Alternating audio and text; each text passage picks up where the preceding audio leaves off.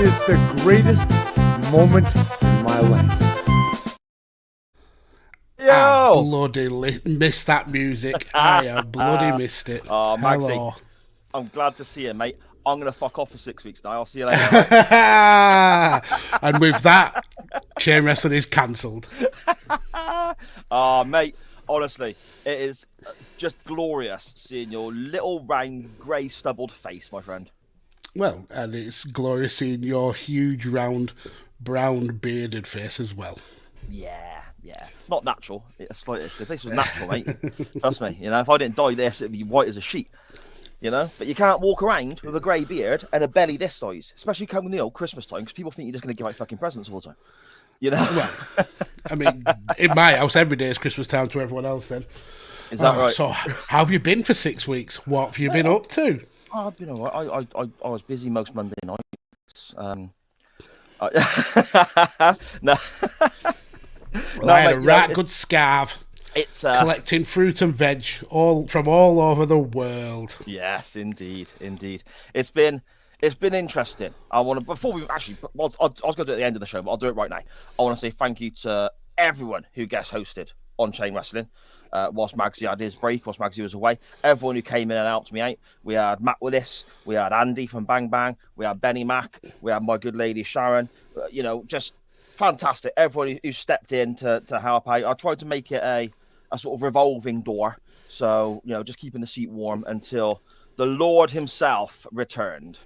Yeah. So, I suppose I may as well talk about why I've been away, because I haven't really been trying to carve a career as a greengrocer, as Silas made out. So, basically, a few months ago, I had a little bit of mental health issues, kind of like an emotional breakdown. A lot of kind of stressful things have happened in mine and my family's life over the last couple of years, and it all kind of like built to a head where essentially the stress had to escape, and it did. So I needed a little bit of time away, needed to kind of like get my head straight, because as you all know, I podcast a ridiculous amount of stuff.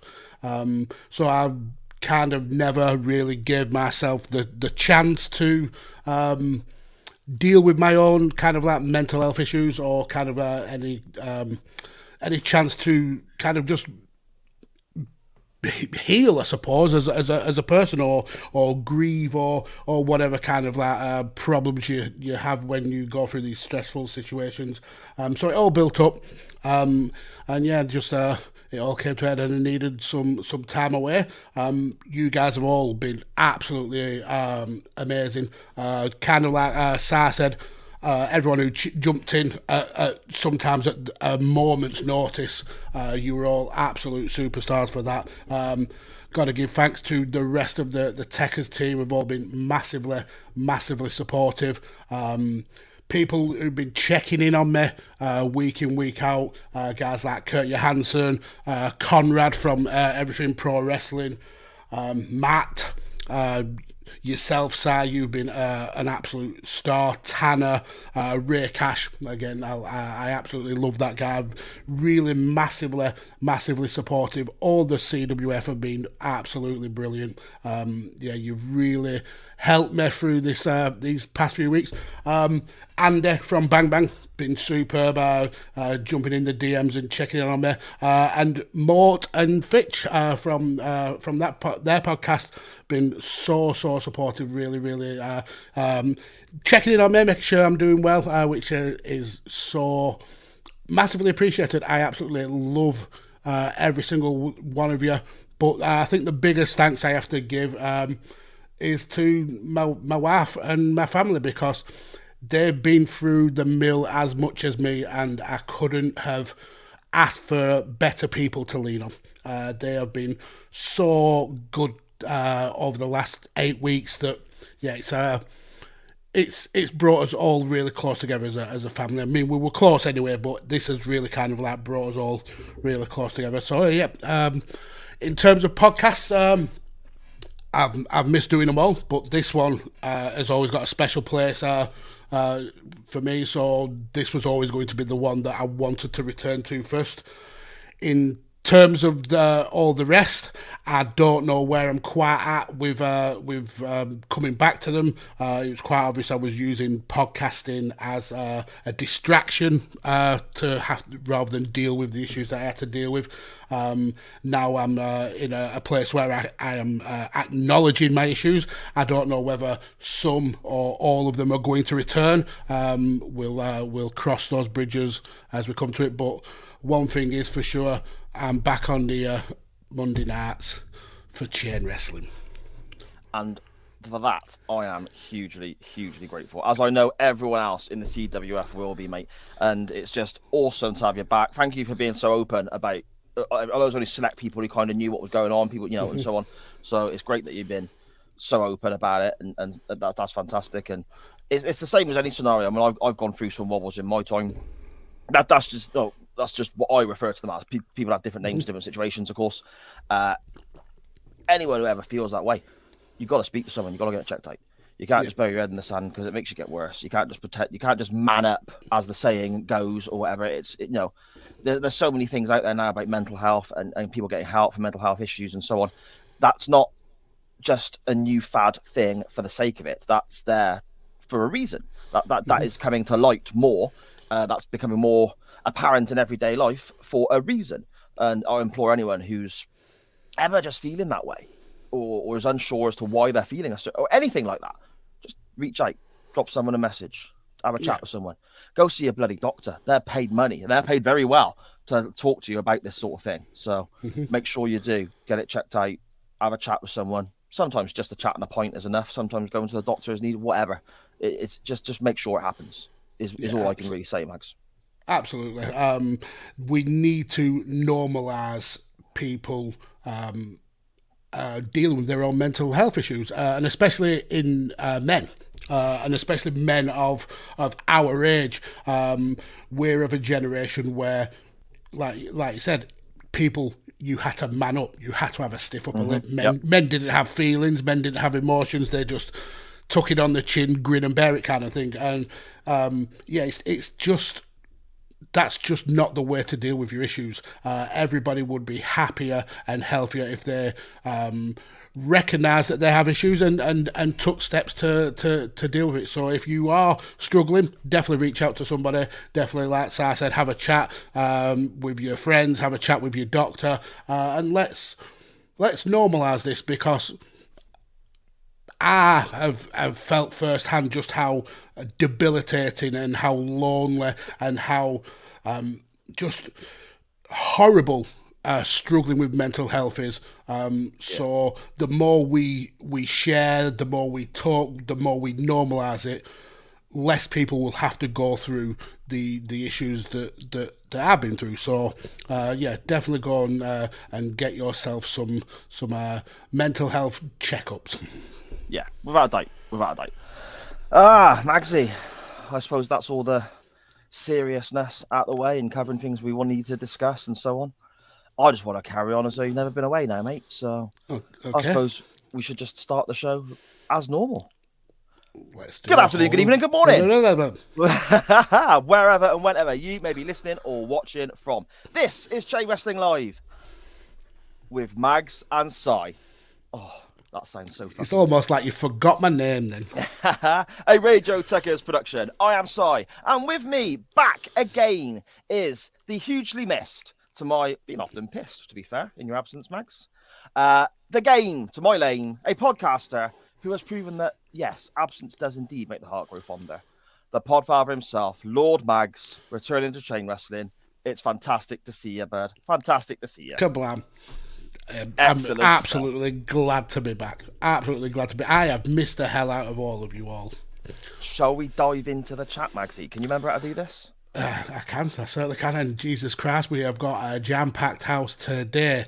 Matt Willis, Sharon, Dan, Tanner, all the way from that there America, Charlie, Scottish Danny, Dan Griffin, Conor McCabe, Andy from Bang Bang. Matt from Five Nerds Go, who has also needs a little bit of a special shout out for his images of me. If anyone's not seen those, go and find Five Nerds Go on Twitter and have a look at.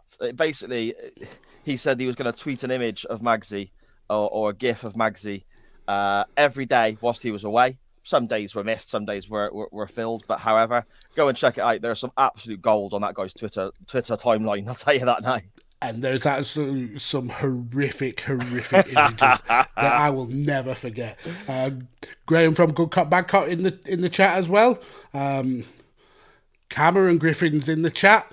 It's a packed house, Millwall Chris as well. But let's get some comments up. I mean, there's hundreds already, so I don't think I'll go through them. Also, if I miss any, apologies. But they are mainly, I'm back. He's back. What a sight for sore eyes. He's back. Lots of love. Love to you as well, Matt and Chris. Tanner, welcome back, Mags. Welcome back, Lord Mags. Just honestly, this is making me well up. It really, really is the just outpouring of support from you guys. Dan, have you brought a selection of veg from your expedition? I've eaten it though, Dan. That guava was particularly delicious, apparently. Conor McCabe in the chat. Good afternoon, Si, and welcome back. Good Mags, how are we today? And Si, you've lost a great chance to say that's got to be Mags. I did try it earlier on, practice when you tweeted that out, mate. But my Mr. McMahon slipped into a really weird sort of terrible impression, so I just let it be. So as that's probably the best idea. Sharon, we love you, Mags. All is right with the chain universe. Then we on to a little bit of the mental health chat. So Dan, so happy for you making strides with your mental health. Yeah, absolutely. For context, I've got some medication from the doctor, and it's really helps with the kind of low moods, the kind of overthinking, stuff like that. But it also kind of does take away a little bit of the excitability, the enthusiasm for stuff. So it's a little bit of swings and roundabouts, but it's a lot better than going through the struggles that I've gone through. Matt Willis saying he hates the term "man up." Yep, he's right. It's such a horrible phrase. Very kind of just draconian with its mindset, as if men shouldn't be able to express feelings. Graham saying, welcome back, Mags. Hot outside on Memorial Day in the USA, so came inside to get some cool, so wanted to join, and you are always welcome, sir. And slamming down the point that we made about talking about your mental health, definitely. Millwall Chris, guys, just dived in to say welcome back, Mags. We all love you, mate, and we're all there if you need anything. You know, honestly, every one of you have been absolutely superb. You have helped me. I wouldn't be back as quick as I am if it wasn't for you guys. So yeah, it's been massively appreciated. Dan, with Mags inside and a tear in my eye. Oh. Graham already with the jabs though. Didn't miss this Yankees hat. Well, I'll get an extra one. Extra hat just for you, Graham. I'm glad you're back, as the internet couldn't cope with two people in the West Country logging on at the same time. Brilliant. 5 Nerds Go. I got him every day. Not sure why they don't show up though. Not sure what I'm going to do with my day now. Carry it on. I mean, yeah, I've seen today's one with the nipples blowing out the candles. Amazing. Absolutely amazing. And we'll end for now on this one. Kablam indeed by Matt. Oh yes. So then, Magsy, have you got anything that you want to lob in the Hall of Lane this week? Should we get on with that? I have got something, so let's do it.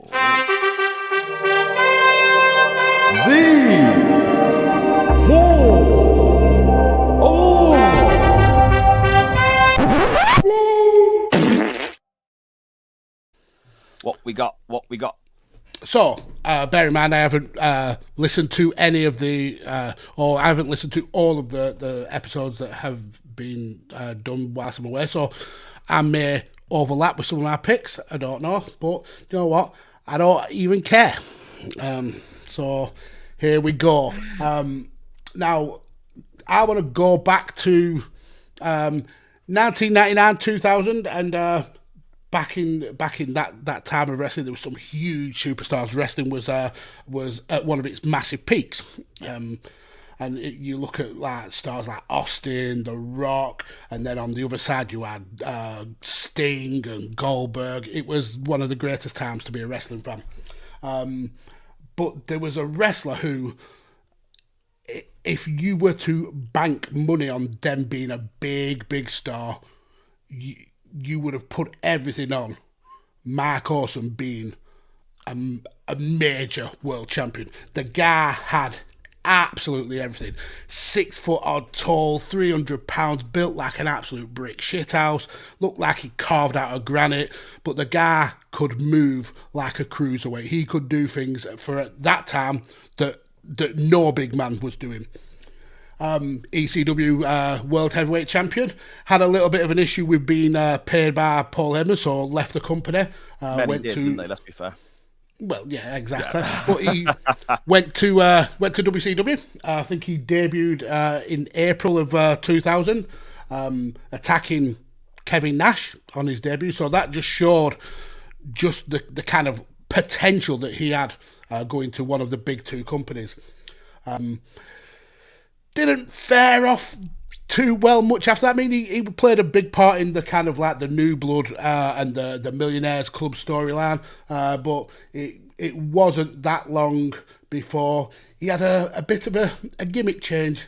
So in July of 2000, his gimmick was tweaked a little bit, where he started having infatuations with heavy set, perhaps plus size women. Called himself the Fat Chick Thriller. Now, like I said, this guy should have been on top of the world. This guy should have been a world champion multiple times over. But now he was chasing chubby women, and he was saying that he would do anything to please them. They even WCW even brought in a Nitro girl called Beef for him to try and woo. It's so bad. So pretty much his whole gimmick for that, I mean, it only lasted a couple of months, but pretty much his whole gimmick was trying to woo heavy set women. And he had one particular heavy set woman who was his favourite, and there'd be lots of kind of skits of him trying to feed her up with loads of burgers or cupcakes, stuff like that. Eventually this woman turned on him, sided with Lance Storm, and thankfully the Fat Chick Thriller gimmick kind of died a death. So Mark Awesome could go back to being one of the best wrestlers in the world. Or he could just be a Partridge Family cast off with that 70s guy. So my pick for this week's Hall of Lame is the Fat Chick Thriller. The fact that you say that the lady turned on him and then sided with Lance Storm, that completely slipped my mind. I completely forgot about that. But if he would do anything to thrill the fat ladies, does that then mean if this lady is willing to leave him and go to Lance Storm, does that then mean that Lance Storm is a better Fat Chick Thriller? Is he? Perhaps. Does he provide more thrills? Does he provide more thrills to them? Maybe she just didn't want to be fat anymore. Oh yeah, okay, maybe. Perhaps Lance Storm's going to, I don't know, take her on some sort of fitness regime or something like that. Perhaps, yeah. But yeah, what a horrific gimmick for what should have been one of the biggest stars of the early 2000s, and he wanted to get it on with chubby chicks, BBWs. Yeah. And that's like, that was his whole gimmick. There was nothing else. There wasn't. He was a good wrestler who happened to do this. It was like that was his gimmick. That was it. Done. And then, as you said, when he came back as the 70s guy as well, it was just like his gimmick was that he just was. It basically his gimmick was that there was a popular TV show called that 70s show, and WCW thought, okay, we'll cash in on that a bit, shall we? Exactly. Oh, yeah. absolutely. It was ridiculous. Yeah, shockingly bad. And Tanner said in the chat as well, Awesome's matches with Tanaka in ECW. I mean, one also took place in the WWE One Night Stand pay-per-view when they rebooted it on the one night. Go and check those out if anyone wants to have a look at how good Mike Awesome actually was at one stage. Those matches are incredible. Even the match where he dropped the ECW title, because when he left for WCW, he was actually the ECW heavyweight champion. Yeah. And ECW was in that period where it was slowly dying its death. A lot of their talent had moved on to WCW or onto the WWF. And he actually, Mark Awesome came back for one show where he faced Taz, who was a WWF talent. And their match was absolutely superb on that event to get the title off Mark Awesome. Yeah, he should have been a killer and definitely not a thriller. Well, he should have been killing fat chicks. That is a whole different. That's a totally different gimmick. Yeah. That's a much more sinister wrestling character. Two ends of the spectrum, really. One wants to make him smile, one wants to make. Yeah, never mind. No, very, very worthy of a spot in the Hall of Fame, Magsy. 100%. Mine is a little bit more straightforward, really. It's from WCW as well. And it's from a couple of years previous to Mike Awesome's terrible efforts there. And it's somebody that everyone will know very, very well. And it's Paul White, the Giant, or the Big Show, as he was known in WWF. My entrance into the Hall of Fame this week is very much a case of his early gimmick when he first arrived in 95 and was in the Dungeon of Doom and so on. The premise that the Giant was Andre the Giant's son. Now, Jesus. In my mind, it got mentioned once or twice, or was used as like a plot line in the background. In my mind, that's how I remembered it. Doing Nitro Nights with Scottish Danny and watching the shows back, and watching every Nitro and all of it back again and again and again. It's not how I remember it. It's not just one or two mentions or one or two little plot lines. It's really literally shoved down your throat that this is the Giant. The Giant is Andre the Giant's son. It is really, really pushed down your throat that this is the case, to the point where they reference it pretty much every damn week.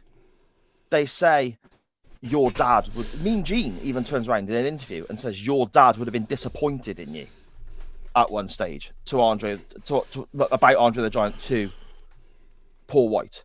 And it's just that sort of nonsense over and over and over again that it's just got to a point where Scottish Danny and I on Nitro Nights are just, it's more eye-rollingly bad. It's more, I suppose, cringy than even some of the Hogan stuff we're seeing. And some of the Hogan stuff we're seeing is terrible. But this whole premise that he is Andre the Giant's son, that's my entrance into the Hall of Fame this week. It is bad.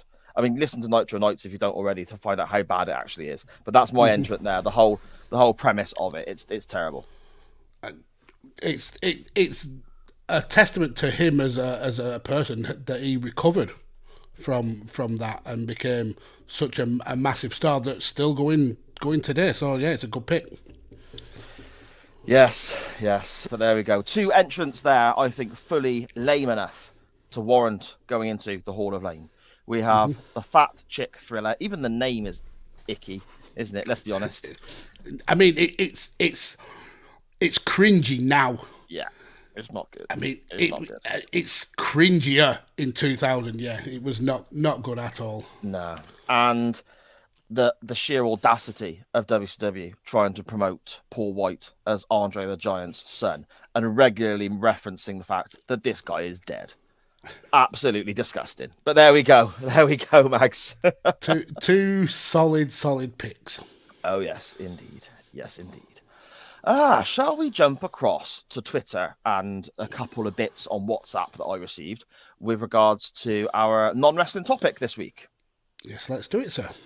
Okie doke. We have, what was put forward was just literally a case of your favourite meals and what is potentially your least favourite, something you would never eat again, or even potentially something that you really enjoy that other people don't get, or vice versa. So basically, your favourites and hatred of certain foods. And as always, with any food topic, Magsy, we had so many responses, didn't we? I mean, when you pitched this a couple of days ago, or not, well, yesterday, I think, I said food topics always go down well on chain wrestling. It's almost should be called chain for eating, because yeah, food topics get really good numbers. So yeah, we got some good picks as well. Yes, indeed. I will just run through them in the order. Well, I say in the order we received them, and that's what I always try to do. But probably I'm more accurate in saying the order I screenshotted them, because yeah, I like to keep you guessing, Mags. But no, I think we're pretty much in order, mate. I think we're pretty much in order. Well, let's see. Let's see, indeed. We start with our good friend Dan Griffin at DanGriffin21 on Twitter. So no, straight away, not in order at all. That was literally the first one to respond, mate. He was the first one to respond. Okay. I think, wasn't he? I'm not saying he's not, but they don't go in order on Twitter. That's all. Okay.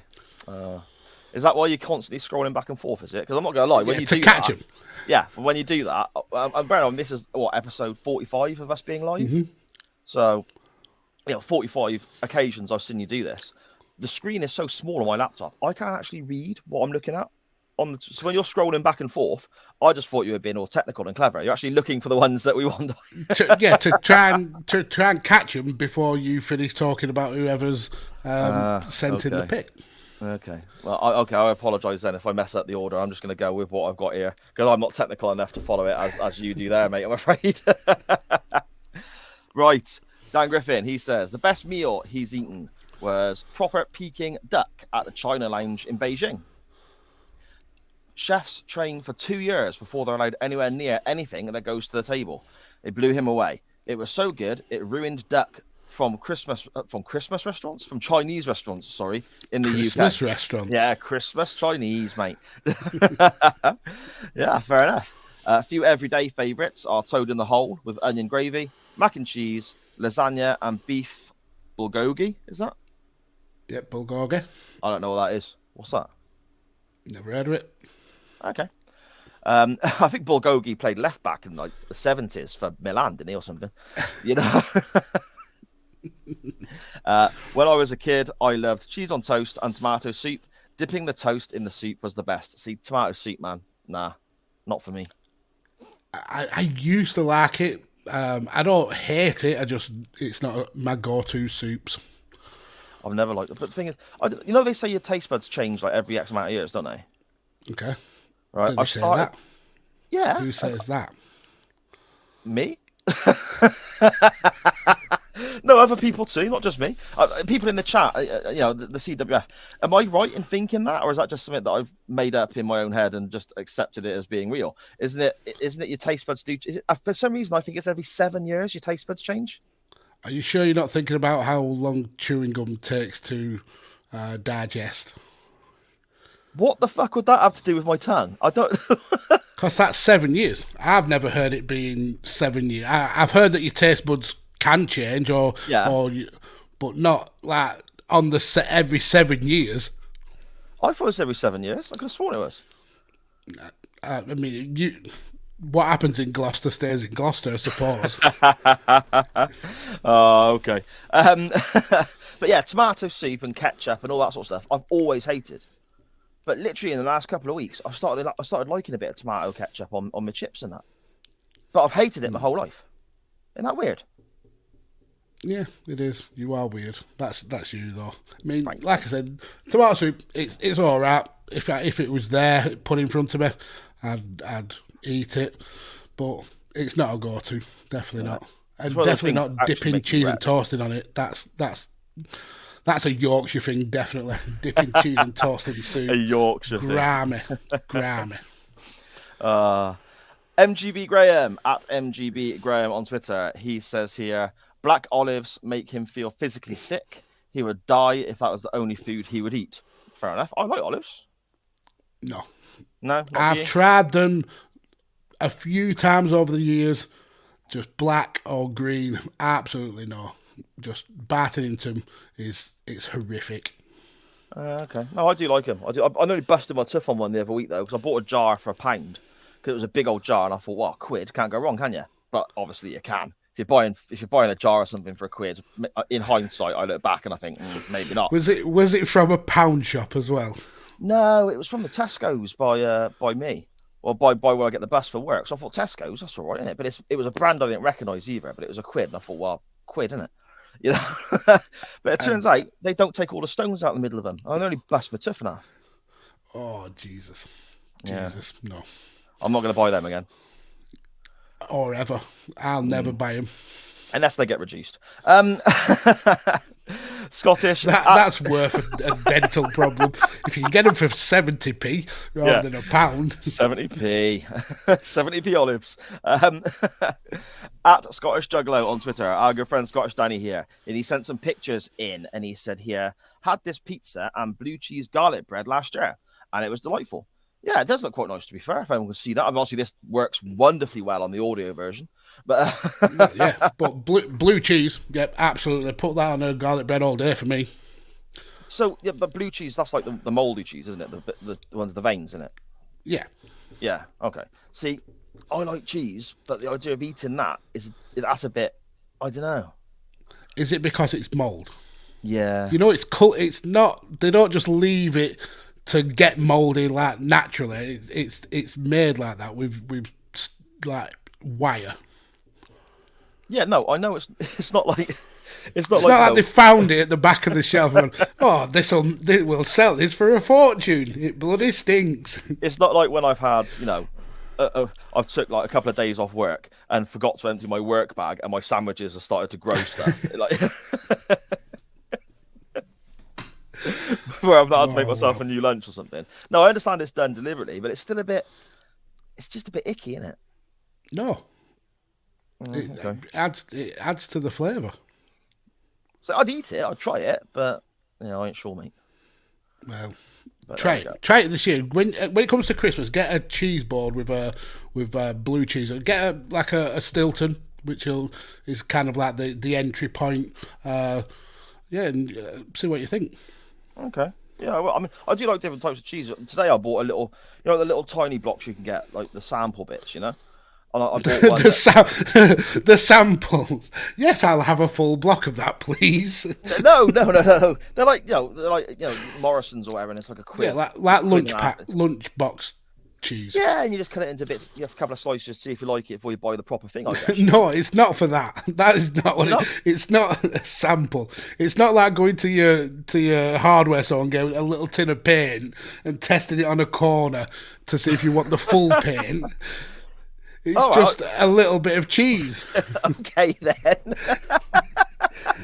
Okay, you don't go to a restaurant and go, oh, I'll just try that one. Yes, I'll have a full bottle. I'll have a tickle on that cheese as well, please, mate. See if I want the full block. Well, okay, fine then. So I've had this little bit of cheese I bought today. It's apricot, jalapeno peppers, and lime. And I'll tell you what, mate, that is amazing. Sounds delicious. I mean, I'm not a huge fan of apricots and cheese, but yeah, that sounds good. Yeah, it is good. It is good. At Good Bad Wrestle on Twitter, Singapore rice noodles are just a hashtag best cop meal. As for things I love that others do not, he's got SpongeBob on there. There he is.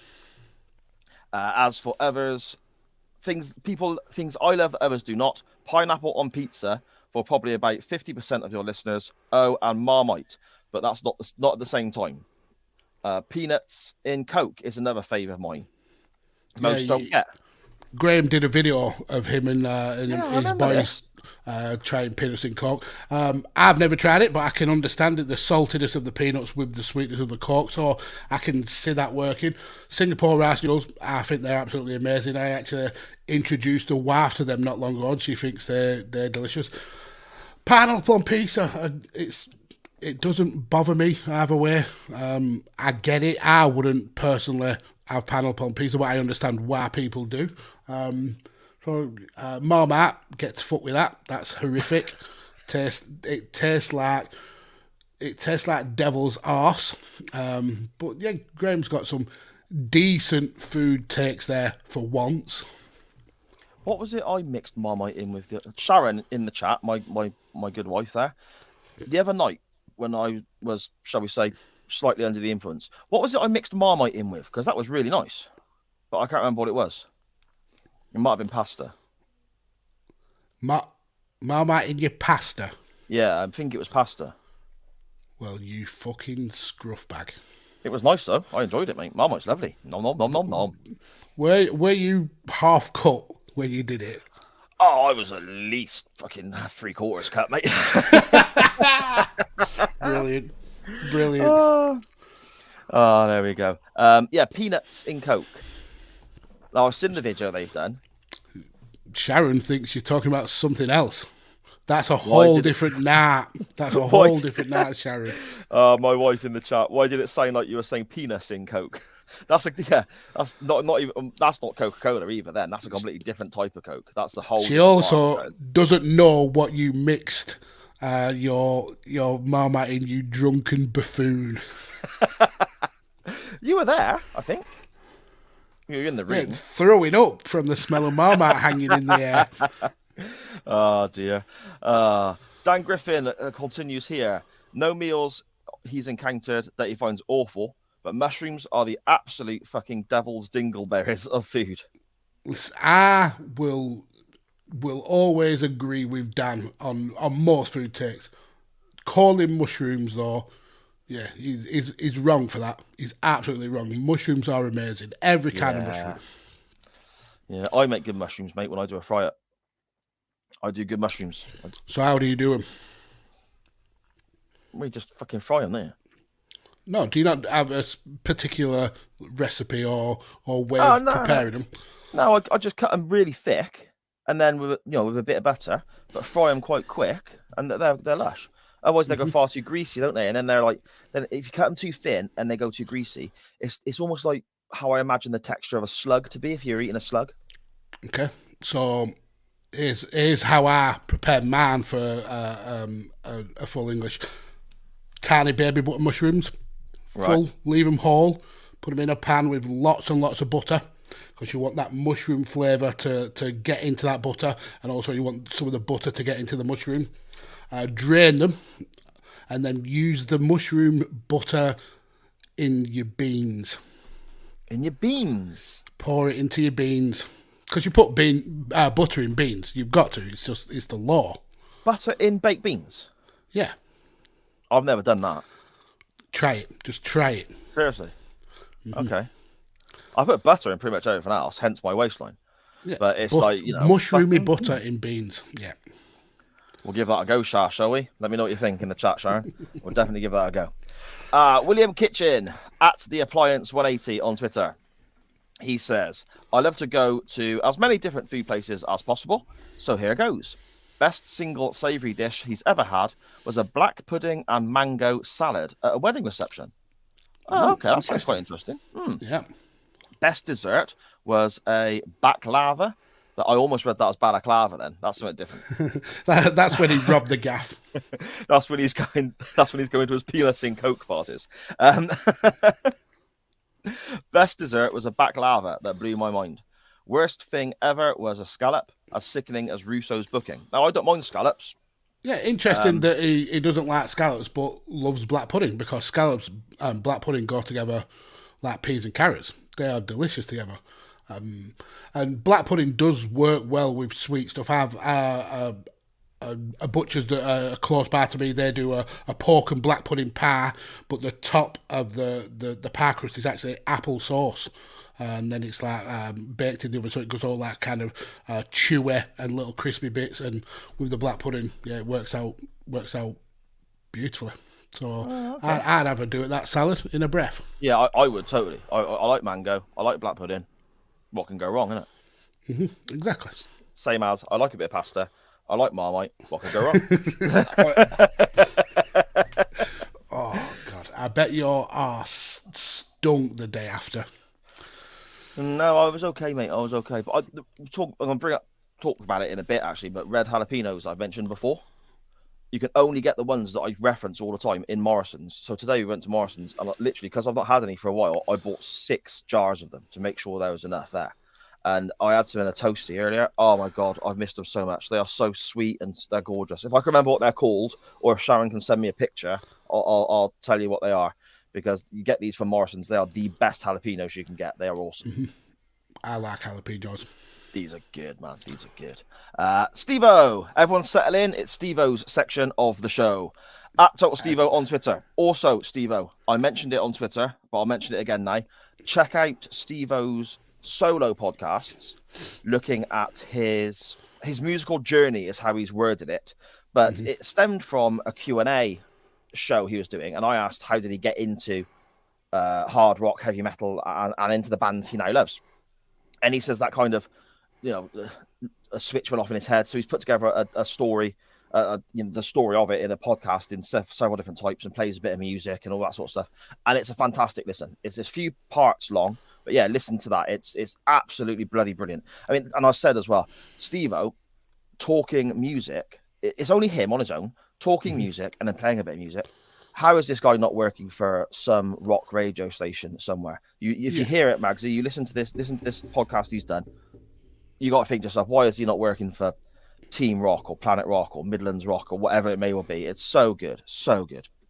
But yes, I'll definitely check that out. And I am not a massive into the kind of like death metal hardcore stuff that he's into, but he does reaction videos to songs on YouTube, and he also does Elite FPL, which you definitely need to go and check out. It's so much fun. But his reaction to like rock songs and music videos, not my kind of music at all, but seeing how passionate he gets into these songs, I could just sit there and watch him all day long, because just seeing Steve-O headbanging and playing the drums and the guitar, it's cool that he's so into it. He's a great guy. Another person who reached out and checked in on me as well. So thank you for that, Steve-O. You are absolutely amazing. It's not just the death metal stuff either, Magsy, if you listen to it, because it starts off with what got him into it. So it's like living through the new metal years and the music that was played in certain rock clubs that he went to, and it's quite varied back and forth as he heads towards getting into the sort of heavier stuff, I guess. So it's well worth a listen, mate. It's really, really good. Really good. Very quickly, before we get on with Steve-O, then we can get that. That's the, I don't know if you can get the picture right there. Where are we going? There we go. Can we see that?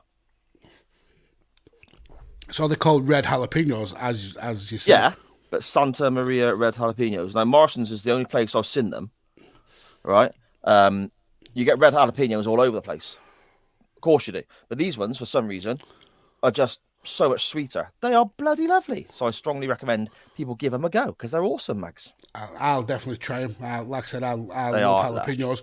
If I go to, say, a Subway, I always have jalapenos on whatever sandwich I get from there, even tuna mayo. Tuna mayo with jalapenos. Oh, okay. That is banging. Oh. Yeah. Okay. Thank you for sending the picture, Shah. That was great of you. Thank you.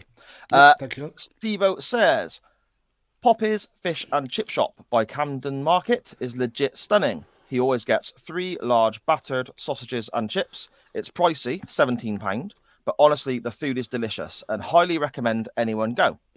When he moved to London, he noticed in the Free Metro newspaper on the bus, that is, for those who are unaware, they gave out McDonald's free vouchers, basically $1.99 for certain meals. So he'd always get 3 or 4 quarter pounders. He was addicted, buying 2 or 3 times a week. So between 8 to 12 burgers a week. Holy crap. Jesus wept. He says the pandemic hit. So he stopped going for about 6 months, returned, realised just how salty McDonald's was, and just couldn't bring myself into buying again. However, then discovered their mini triple cheeseburgers. So once again, Steve-O, you got a problem, pal. Once again, went on this kick of several weeks, 2 to 3 times, 2 to 3 times a week, buying 3 at a time.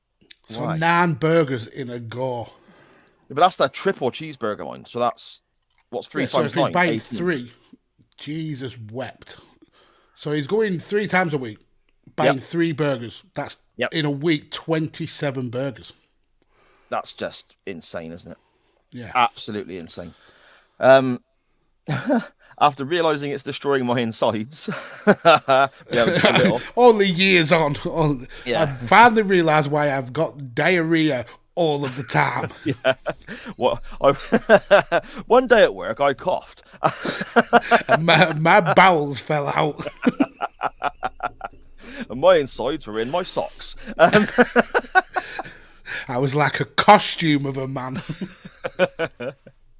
After realizing it's destroying my insides, I stopped. This was around 5 months ago now. But yes, but now I have an addiction, he says. Hang on, let me come to the next one. Now I have an addiction to KFC mini Jesus fillets. wept. I mean, it's a slight step up. Let's not beat around the bush. Oh, Jesus my Christ. goodness. He's got a slight obsession now to KFC mini fillets. Amazing. His favourite overall meal is his mum's lamb roast dinner. Can't beat that. If he could, you've had one of his mum's lamb roast dinners, Mags, have you? Yeah. Mrs. Steve-O, or Mama Steve-O, she's called. Yeah, she makes a banging lamb roast. Okay. He says if he could afford to, he'd go to Nando's 2, maybe 3 times a week to buy their boneless platter. Right. Steve-O, listen. When you find something that you enjoy, you don't just have to eat that forever. You can have a varied appetite. Oh, wow. If I could afford, I would ditch KFC going 5 times a week, and I would switch to Nando's. Yeah. I don't know. I mean, I'm just reading this. Steve-O, let us know, mate. Have you got some form of like an addictive personality? Some people have these issues, don't they? Mm-hmm. You know, have you ever had an issue with, I don't know, gambling or smoking or anything like that? Because that'd be interesting to find out as well, you know. But that's insane, man. 27 burgers a week? Matt in the chat has said 27 burgers. That's child's play. When he worked at McDonald's, he was eating close to 50 a week. 50. I mean, McDonald's is horrific. I cannot stand the meat from McDonald's. It's so there's no substance to it. You don't even have to chew. You could swallow it like a duck and not struggle. So I don't get how people like McDonald's. It's just horrible. 50 burgers a week. Yeah, how are these people still that's here? grim.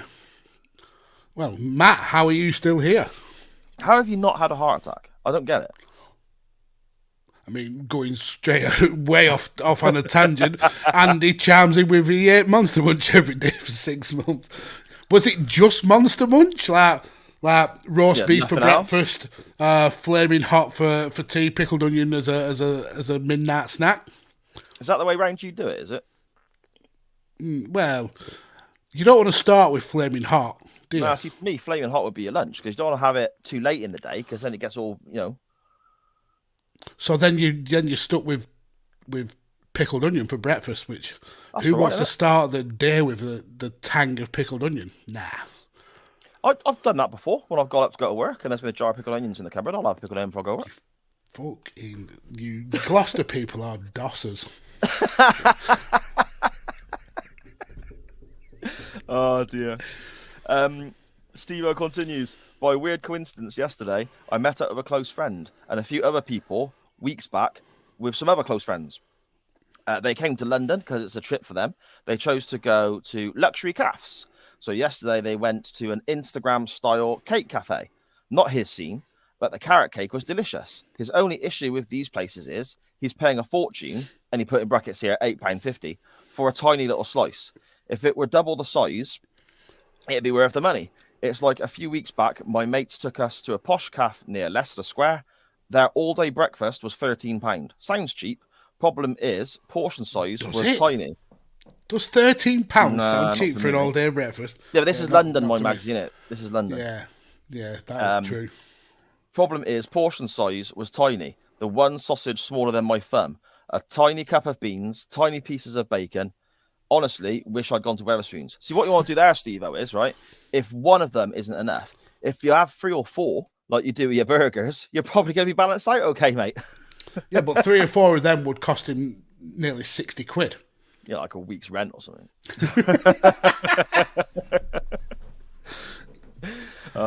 Or you can eat Chinese, Steve-O continues. I literally just eat chicken balls and chow mein, followed by cheesecake and jelly beans.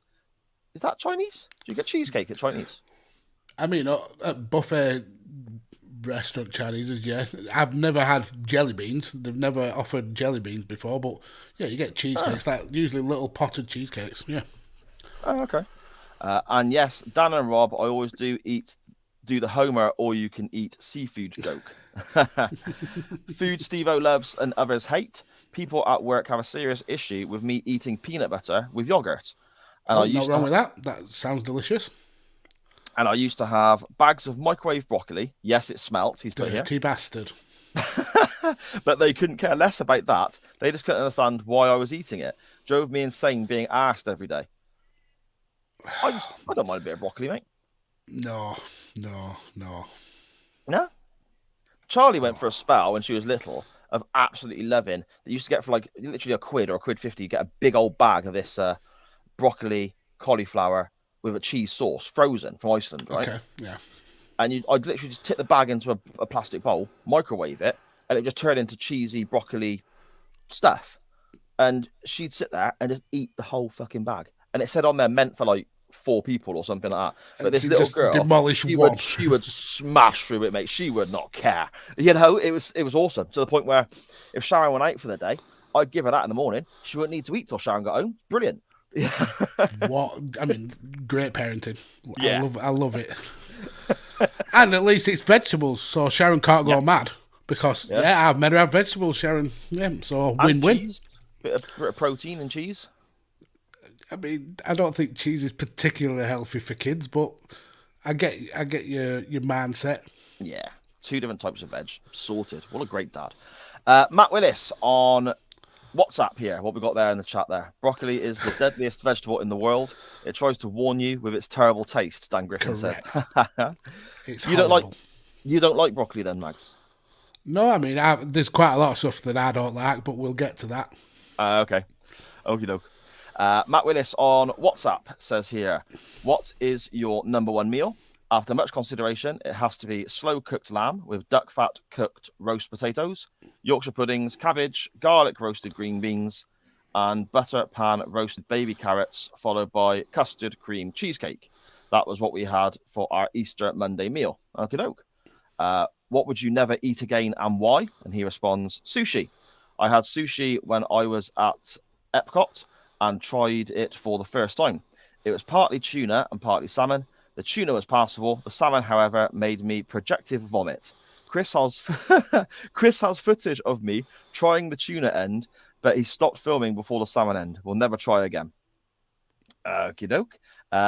What do you love that others hate or vice versa? And Matt responds, a lot of people criticize me for eating Marmite mash with ravioli. I'm aware it's a ton of carbs, but I lost a ton of weight that way before. Also, the new McPlant burger is actually very nice and really surprised him. Okay.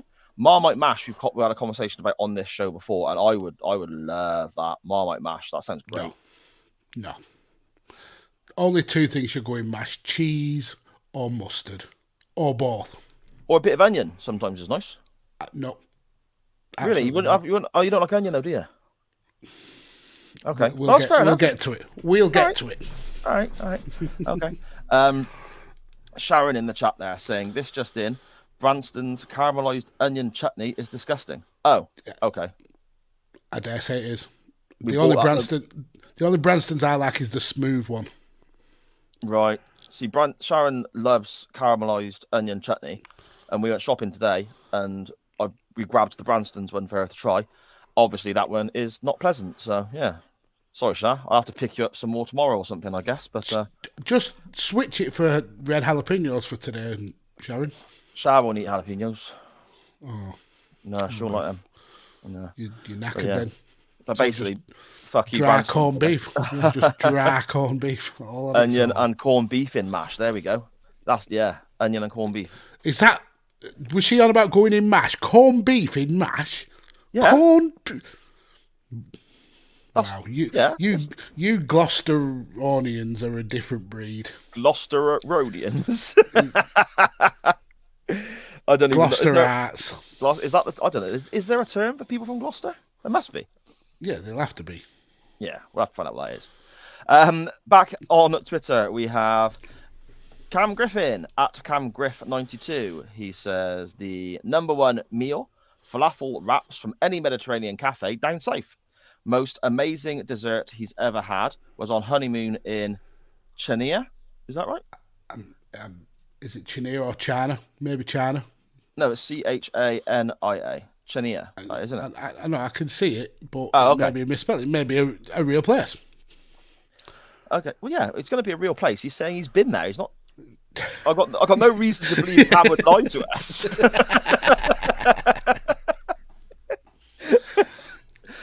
Anyway, wherever he went, he said it was peanut butter and passion fruit mille-feuilles and was sublime. Mille-feuilles. So what's mille-feuilles?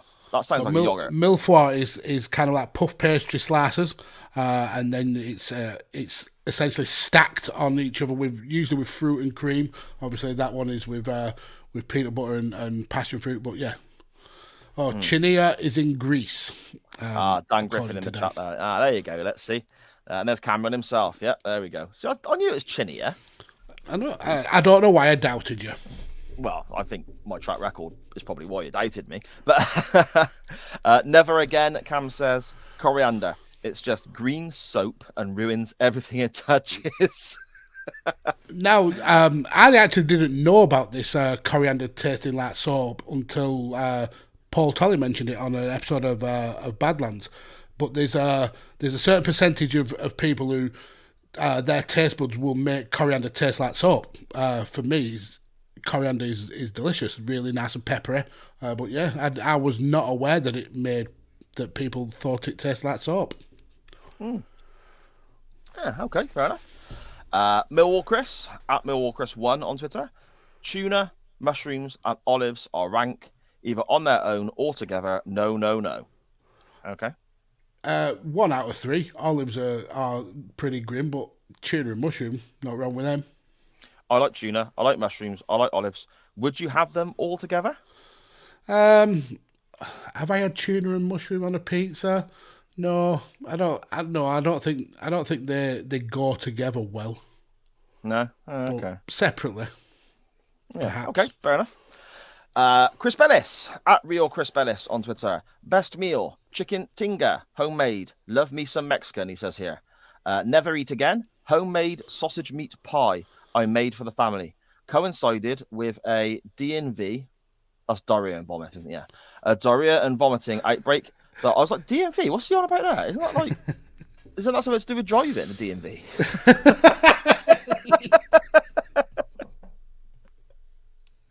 Wow. It coincided with his driving test. What's that got to do with it?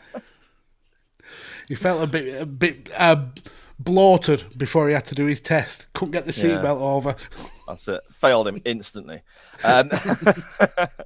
Chris Bellis says he made a sausage meat pie at home, coincided with a diarrhea and vomiting outbreak that he got that night. It wasn't the pie, but I still can't look at sausage meat without gipping. Okie doke.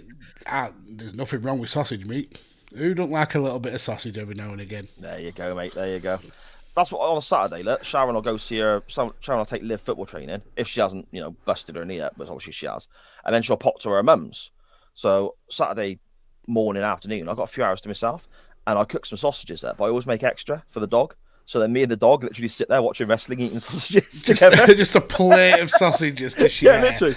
Just me and the dog eating sausages. Just nothing else. Just not on a sandwich, not with like bacon and egg. Just a bag of sausages tipped into onto the grill. Oh, we're eating good today. Yeah, and the dog's looking at me like, yeah, this is my best life right now. the dog is loving it. Yeah, Saturdays is his favourite day of the week. It is. I'm gonna watch some really old wrestling and eat a sausage. Chris Bellis continues his weird food love: jalapenos on their own in a bowl, just a snack on. He's been called a paedophile over it, apparently. I mean, there's a lot of things that you could be called a paedophile over. Usually, if you fiddling with kids, is there a lot of things? Is there, Max? I think it's more. I think it's more a specific A thing. very specific thing. Yeah. I think there are certain boxes you have to tick to be called that, yes. But I don't know if eating jalapenos on their own is one of those. I mean, maybe it's a marker, like like when you get kids who like kill insects, they can go on to be like start hurting animals and then being murderers and stuff like that. Maybe eating jalapenos from a bowl leads to paedophilia. Okay, so let me get this straight. You're effectively saying somebody that one of our listeners and a fellow podcaster and somebody that we've got a lot of respect for.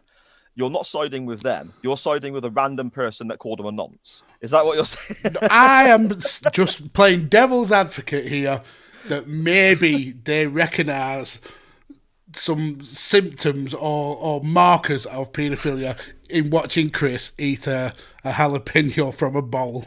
Oh my god, I've not seen that. I've not seen that episode of Law and Order, mate, to know if that's an actual reference or not. You know. See, Andy's backing me up here. Did you not see that bit in the Jimmy Savile documentary? Yeah, exactly. So he just sat there munching on a load of peppers. And Dan wins the internet with jalapeno. Jalapeno. Oh man, Andy at Bang Bang Podcast, who stepped in on the show. Was it last week, I believe? And we had a great time there. This is via DM Messenger, Mag, so you'll find it on there, mate. Cheers for that. Yeah, sorry, but I should have said that before. He says, rhubarb makes him vomit. Yeah, good. Liver, good. I'm glad something makes you sick. No, it means it's horrific, which I agree. Rhubarb is absolutely horrific. Yeah, rhubarb makes him vomit. Liver and other internal organs are a no-no. Favorite liver, food? yeah. Kidneys, I like kidneys. See, no, it just sounds it just sounds grim, doesn't it? I mean, chicken liver is nice, but like pig or lamb's liver, nah. So if you literally go to a shop and buy liver, what animal's that from then? It's usually lamb, like sheep liver. No, that's not for me, mate. That's not for me. No, I'm not a liver fan. Favorite food? Probably a roast dinner, but let's not go down that rabbit hole or the show will run for 4 hours. And this story is fantastic. Andy says he's a big fan of seafood and having traveled around Asia and Africa a lot has got me into some scrapes. I was doubled over in pain after some lovely king prawns in Bangkok. The guy running the hostel I was staying in told me an interesting fact about the restaurant I'd eaten at. He says they get their prawns from over there, he said, pointing at a river where a bloke was emptying his arsehole into the water.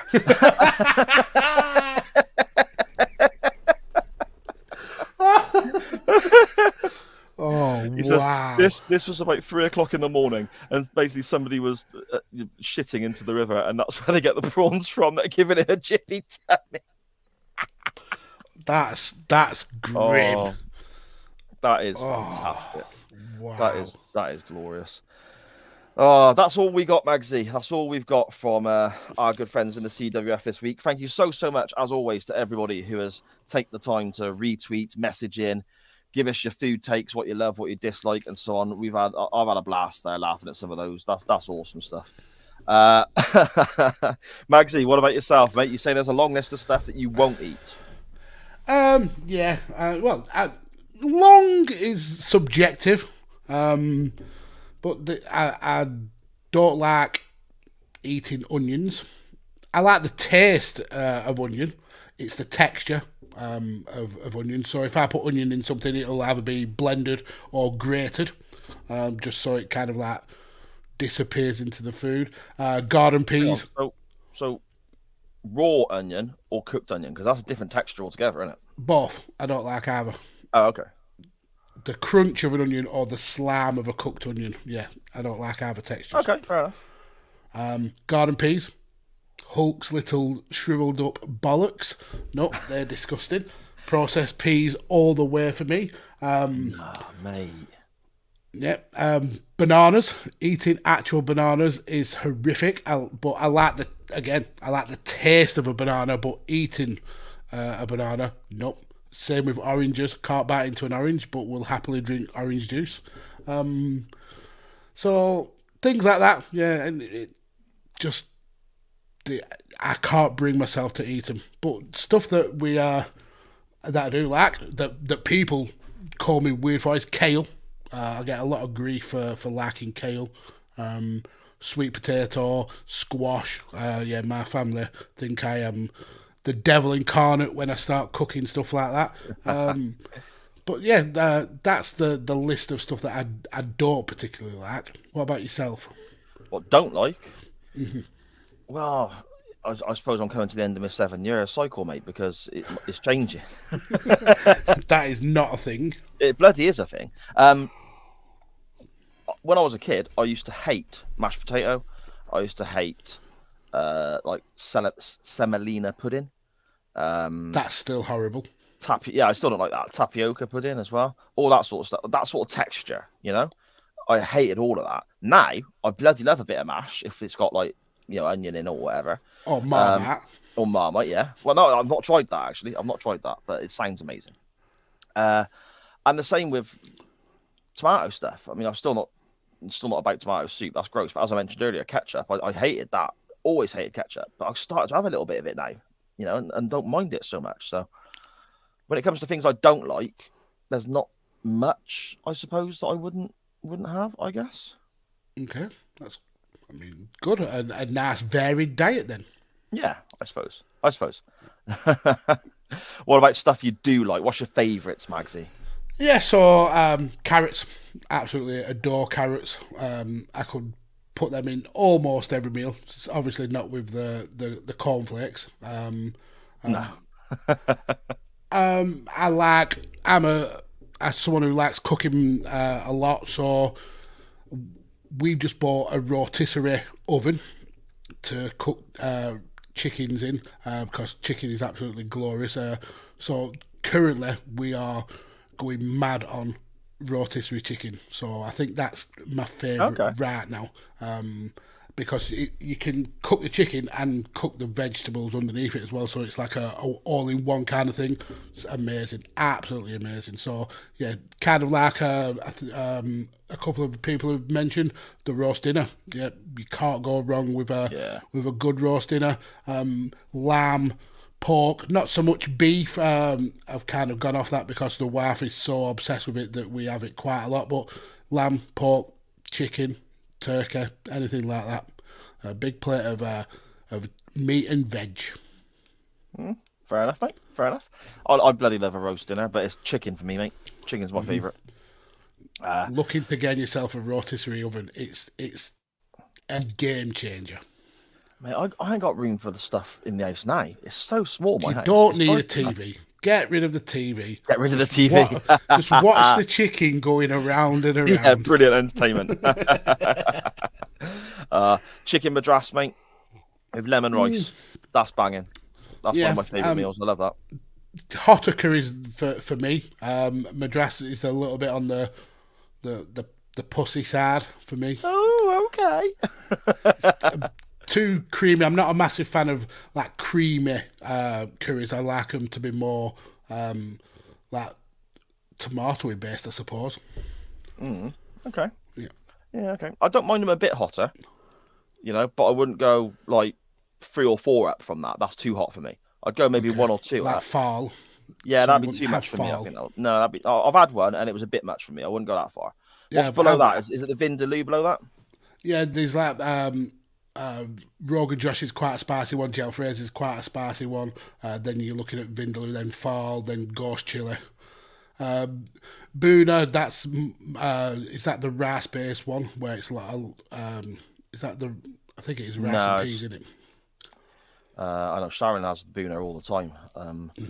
Madras, well, the place where we get it from, the Madras is hotter than say the Boona, and hotter than.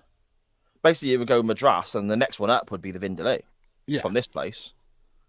I think that's the pathway most like takeaways do it, but there's a few others like hot ones. I think there's Dupazia is a quite a spicy one.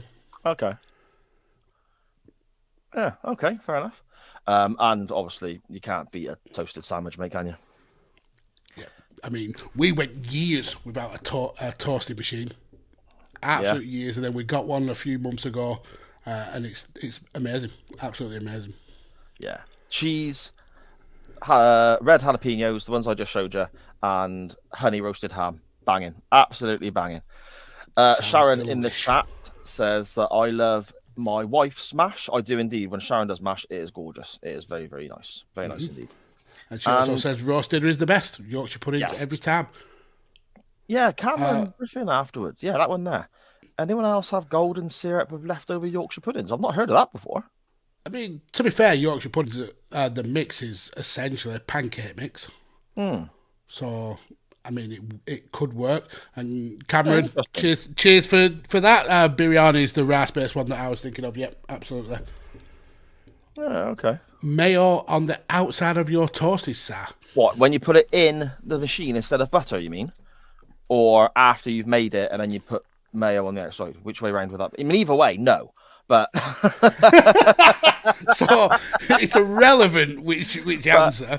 But I'm curious because if it's mayo instead of the butter, then that does intrigue me because Charlie has a thing at the moment about super noodle sandwiches. But when she makes it, because that's something she can make herself, and she's got this independence thing with it, hasn't she?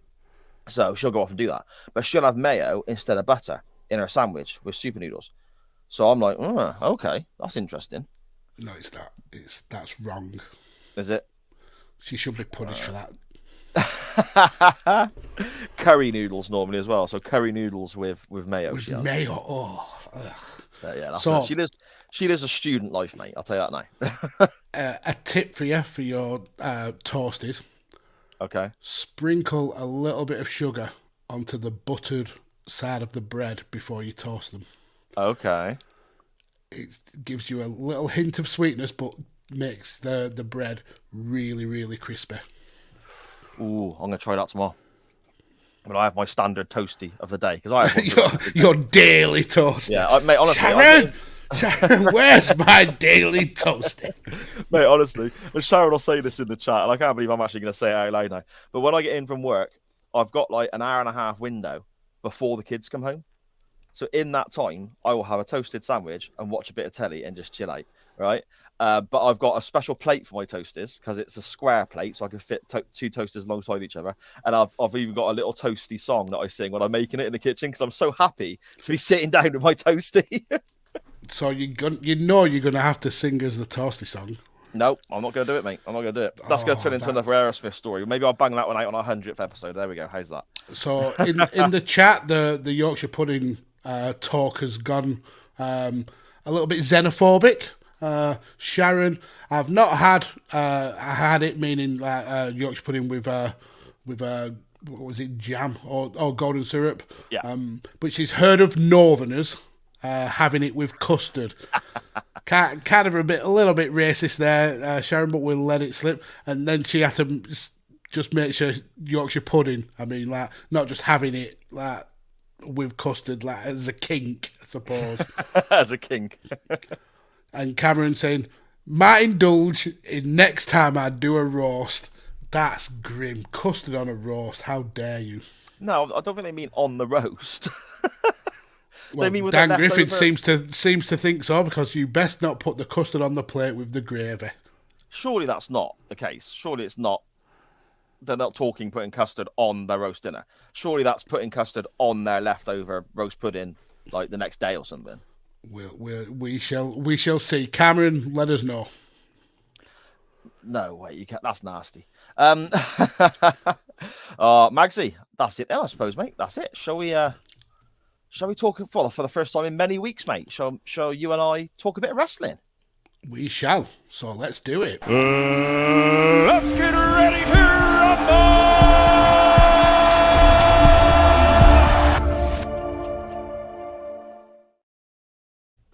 Okie doke. The selection that won this week's poll was a tag team title match from the 21st of May 2001 episode of Monday Night Raw. Quite a famous match because of a very serious injury that happened in it. Mm-hmm. But the reason the reason I put this forward on the poll was that on Facebook, Twitter, and other stuff, sometimes you get like suggested for you, don't you? Because all your devices are listening to you. So, it's all a bit weird, isn't it? But something popped up saying the greatest matches in Monday Night Raw history.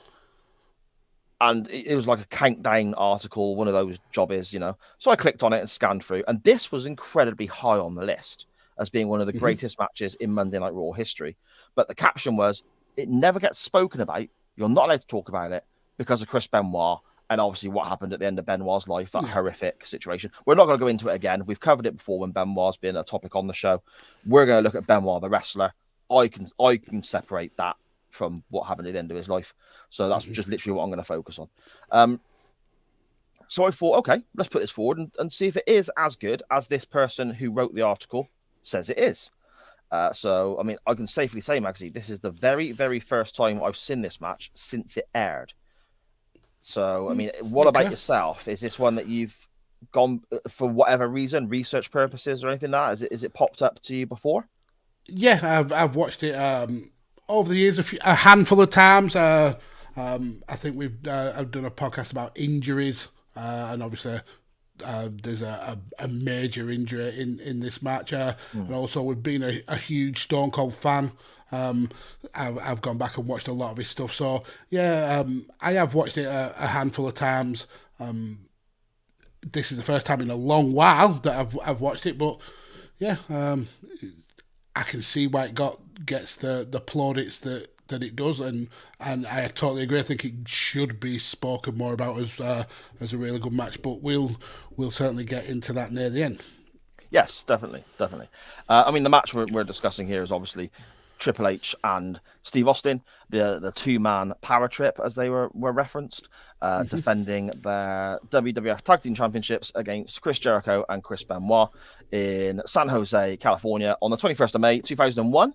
And it's the day after the 2001 Judgment Day pay-per-view, where Triple H lost his Intercontinental Championship, but both Triple H and Austin had effectively huge stipulation-filled matches, huge gimmick matches that took a lot out of them. Triple H had a chain match against Kane. Yes. And Stone Cold was goaded into I think it was a no disqualification match against The Undertaker. Yeah, that's right.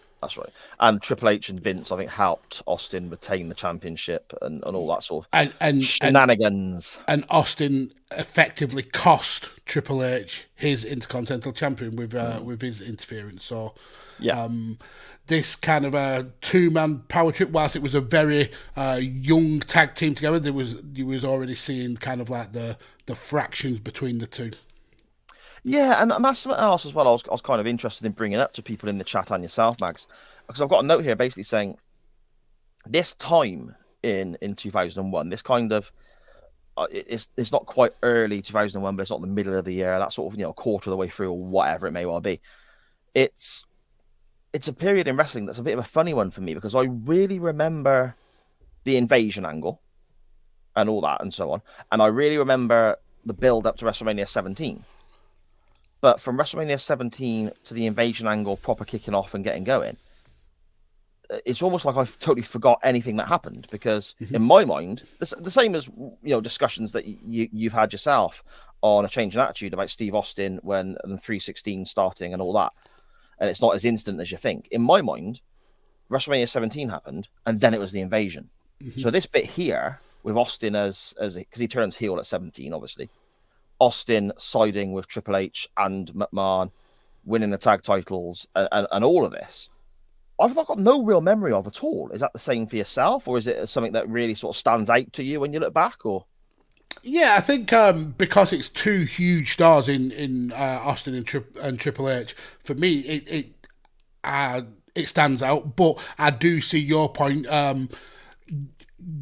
Historically, when it comes to WrestleMania, there's always seems to be a lull between the end of WrestleMania and it's almost kind of like a reset and refresh until we build to, say, SummerSlam or King of the Ring. There's always kind of like a post-Mania lull. So I think that's why a lot of storylines post-Mania kind of are forgotten about. But this one, I think it's one of those stories where you always can think what could have happened had the injury not happened. How much of an effect this could have had on wrestling, not just throughout the rest of the year, but going further into time, because Triple H was one of the biggest stars at the time. Austin was massive. If this kind of like team had stuck together for a little bit longer, and then we get the inevitable breakup, what effect would that have had on kind of like the pathway of wrestling throughout the rest of the year? Would we have got the invasion at the time we got it? Was that moved up because this storyline had to come to an abrupt end with Triple H's injury? You have to remember, this injury kept Triple H out of the invasion all the way through. He wasn't back till I think it was January 2002. That's right. So would Triple H have played a big part in that invasion? What kind of moving pieces on the chessboard would have been different if Triple H could have been involved, or if this storyline would have grown? Yeah, this could have been a big change in how the invasion went, or even if the invasion happened at all. It's one of those big what if moments. To me, I think the invasion always, we never know. We'll never be able to say for certain.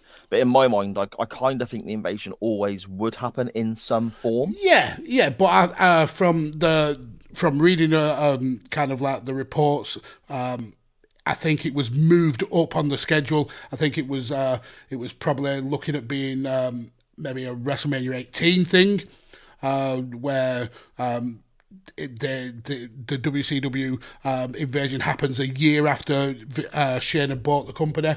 Kind of like a slow burn story, but obviously when one of your biggest stars gets injured, and your main story of them splitting and fighting for the title, you have to start shuffling the pack, I suppose, and the invasion story was a kind of a go-to story that was ready made to fit in that space. But it would have been interesting to see what would have happened had Triple H not got injured, what kind of role he would have played in it, what kind of storyline him and Austin would have been able to thrash out.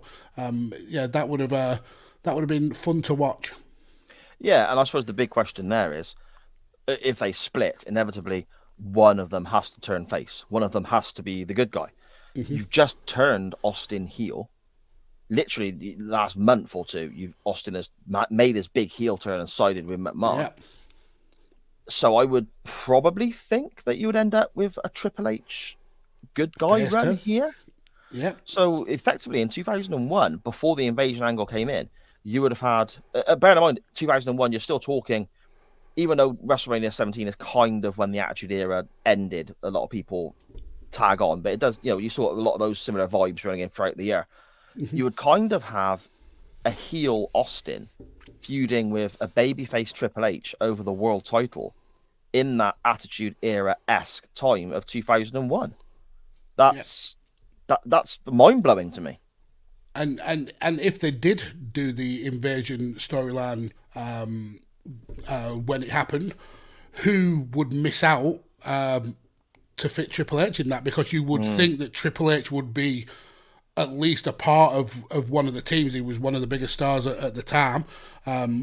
What role would have he had to play? Who would have missed out? I mean, you could make a case that Jericho would have missed out, that he wouldn't have been involved. But then that starts another ball rolling. Would he have then become champion later that year? It's mad, isn't it? And where would Triple H have gone? Because obviously he's here at this time. He's siding with Vince. But then if he turned babyface, and then obviously then the WWF effectively was the babyface side, would he then go back and side with Vince? Or would he then go and side with his wife, turning heel again? And then that automatically would turn Austin back face. There's so many sort of ripples, isn't there, to this? The whole butterfly effect. If this injury did not happen, so much in the next year or two, everything just changes. Everything changes. Yeah, absolutely. Like you said, it's a butterfly effect. That one little difference could have had so much of a massive effect. But let's get into the match though, because like you said at the beginning, this match has been called one of the greatest matches in Raw history. 4 of the bigger stars at the time, 2 that were certainly huge megastars, and 2 that were coming up to kind of be at that level. A very stark contrast to current day WWE for me, where it was clear the company was looking to build Jericho, were looking to build Chris Benoit. You don't tend to see that now, and I think that may be an issue with current WWE compared to this era, where it was so top heavy with stars, whereas now it's very much a select handful and then a massive mid card. Yeah, totally. And there's a few more differences that I noticed. I basically scanned through the whole episode of Raw. There's a couple of points I want to touch on really quick that I suppose show how different this era is in comparison to what we now see on Monday Night Raw. First of all, in the opening segment, we have Chris Jericho effectively calling Steve Austin a slut. That was awesome. That was brilliant. Austin then, without the microphone to his face, can quite clearly be seen mouthing the words, and potentially, if you turn the TV up really loud, you can hear him motherfucker Jericho back. There's a scene with Terry and the APA where she decides to go to their office and distract them by, she's wearing a quite small, revealing white top, and she empties a can of beer over herself, which was an interesting way of, I suppose, distracting her team's opponents for the evening. Yeah, quite a different time, Magsy, wasn't it? Quite a different time. Yeah, this was definitely, they was aiming for a different demographic than they are right now. This was the 18 to 35 strictly male demographic that they were going for, not the kind of like adolescent, teenage, young kid demographic that they're going for today. It was very rude, hypersexualized, foul language. Yeah, it was everything that made me a massive wrestling fan I loved it. The 90s and 2000s. Yeah.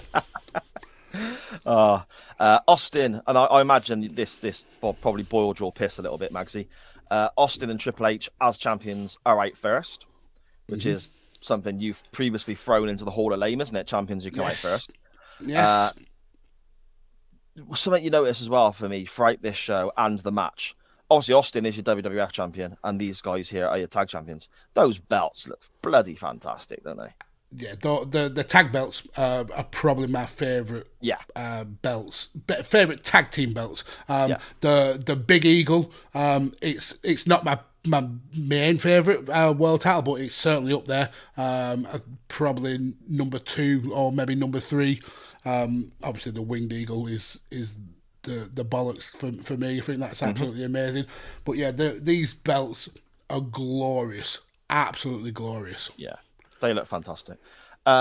Triple H comes out with Stephanie McMahon. I mean, she looks fantastic here as well, don't she? How great did Steph look at this time? She's gorgeous. Yeah. She's stunning. She is. Doesn't play that much of a part in it as well, to be fair, which is a shock for Steph. Matches with Steph involved, but yeah, it's the kind of like crimped hair Steph. Sad to see, definitely. Yeah. Almost a bit awkward sometimes in front of the camera, which is funny considering it wasn't that much longer. She was head of ECW in the Invasion and then was general manager of SmackDown and looked a lot more comfortable in front of the camera. Here, she still seems a little bit awkward at times. Yeah, I think this is kind of like the transition between the kind of young, fresh-faced Stephanie and then the kind of hard-faced bitch Stephanie that we see moving forward. So yeah, I understand that kind of like that awkward transition phase. Yeah. We get Benoit out next to his. It sounds quite dated to me, Benoit's entrance theme here, because it's not the updated version of the song with the lyrics. Yeah, it was done by Our Lady Peace, I think was the band. Yeah. And I always, whenever I think about Benoit and obviously what happened, I always feel really sorry for Our Lady Peace as well, because that was their biggest record, and now it's almost like you can't cursed. Yeah, obviously people who listen to the audio version are aware that we cut bits of music in here and there and a few bits and bobs and whatnot. The amount of times we've done a Benoit match or referenced Benoit and I've wanted to play that record but at the last minute, effectively bottled it and thought, no, I can't have that as the intro to our show. I can't have that playing in the middle of our episode, just because of what happened with Benoit. And that's just me on a podcast. I can't imagine what it must be like for that band. Mm-hmm. Yeah, so it'll be a poison chalice, like you said, their biggest hit, but one that if they play, it's always going to bring back memories. And Scottish Danny mentions in the chat that they actually retired the song in 2012, which that must be heartbreaking for him because, like I said, it's a massive hit, but the lingering memories linked to that song, you just would never be able to forget it. Nah, that's it. I was toying with the idea then as I was talking of playing it maybe at the end of the show, but now we've had that conversation, probably not. I think we all retire that record as well. One thing I did notice though is Austin and Triple H got really elongated entrances. Benoit's was incredibly short. I mean, he was literally got to walk the aisle before his music was cut off, and we're going straight into the Jericho countdown. Yeah, and I love that as well. That obviously Jericho's music and the Titatron and all that. It's always changed a bit year from year, but that original one, with the footage of the street and all that, that is cool. That's just classic, just great Jericho, isn't it? Yeah, absolutely. It will always be my favourite debut on Raw when you watch the countdown to the Millennium vignettes that they aired for weeks and weeks. Yeah. And then it came to that one, and the countdown ended halfway through the show, and then Jericho shows up. Oh, yeah. It's fantastic stuff. Brilliant. Yeah. And the intros, the way they're done here, I suppose, okay, we don't like Champions Night first, but the way it's done one by one, and Jim Ross, and I'm going to mention Jim Ross a lot here as we go through this match, the way Jim Ross is talking about this and putting this match over as each person is coming out individually, all of a sudden, for me, this has gone from a tag match at the end of Raw to being a really big deal. Just in those couple of moments of the entrances and Jim Ross, they've made this feel, it made it have more of a big match feel to me, just in that few moments, Mags. It definitely felt pay-per-view level. Yes. And like I said, with Jim Ross on commentary and Paul Heyman by his side, who I will still say that those two are so massively underrated as a commentary duo. Yeah. Just really good at bouncing off each other.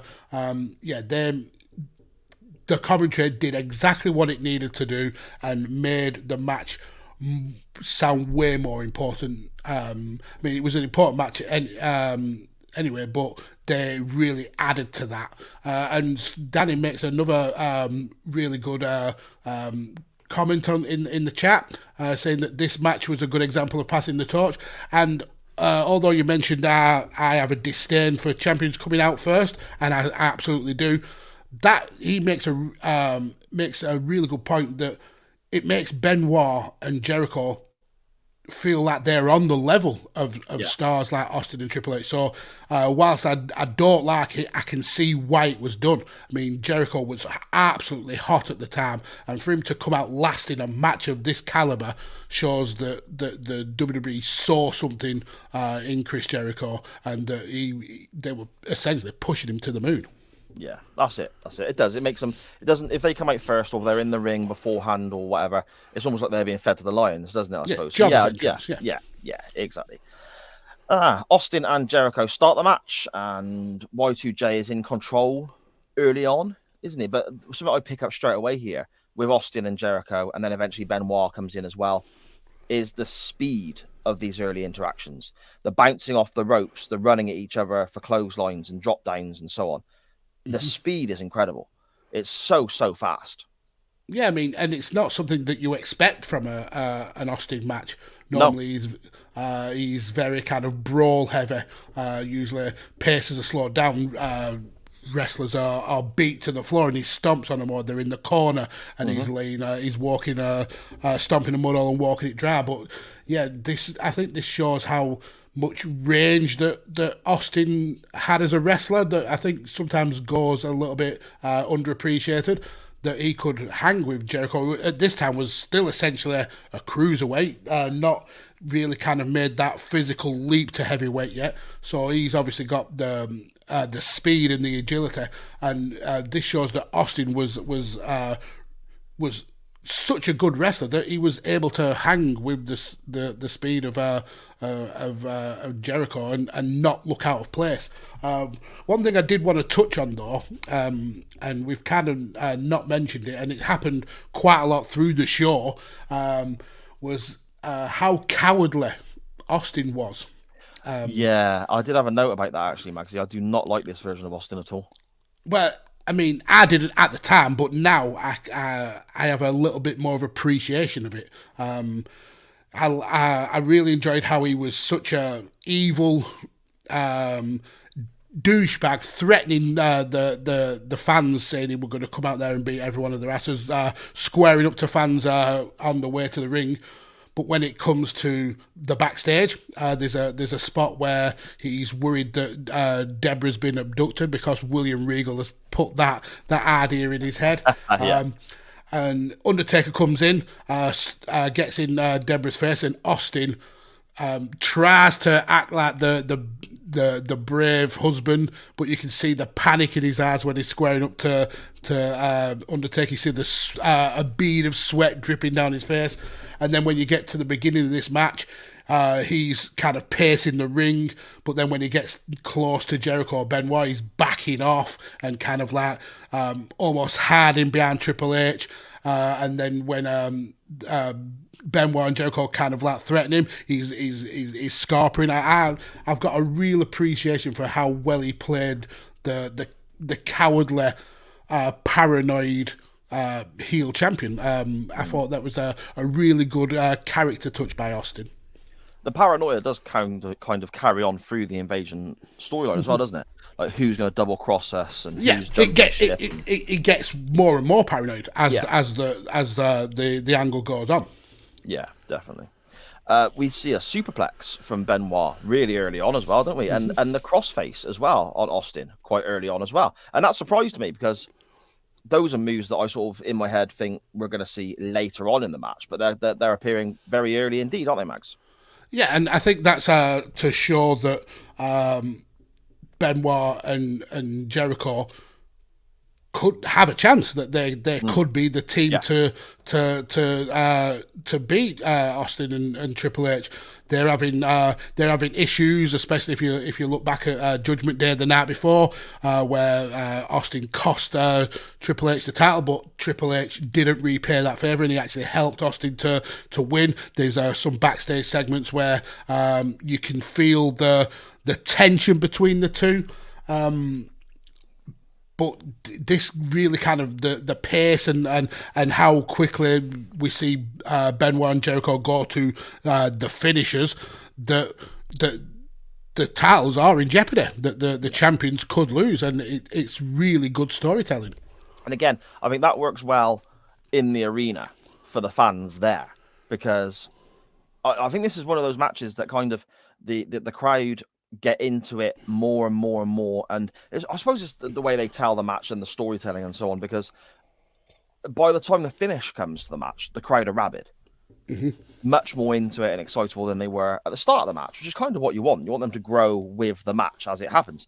But I think Jim Ross, obviously this doesn't work for the people in the crowd in attendance, but for those watching at home, Jim Ross does that fantastically well. I think Jim Ross's commentary performance, I mean, Heyman's great as well, but Jim Ross as the play-by-play guy, Jim Ross as the hype guy, so to speak, he does an incredible job here of building the excitement and telling the tale of, is this Jericho and Benoit's night? More so, and sort of adding the peril and all this sort of stuff, and building to a crescendo for the finish of the match as well. I mean, the performance by JR here is just, to me, it makes the match. The match is great, but Jim Ross makes it even better. Yeah, you're absolutely right. This is peak Jim Ross.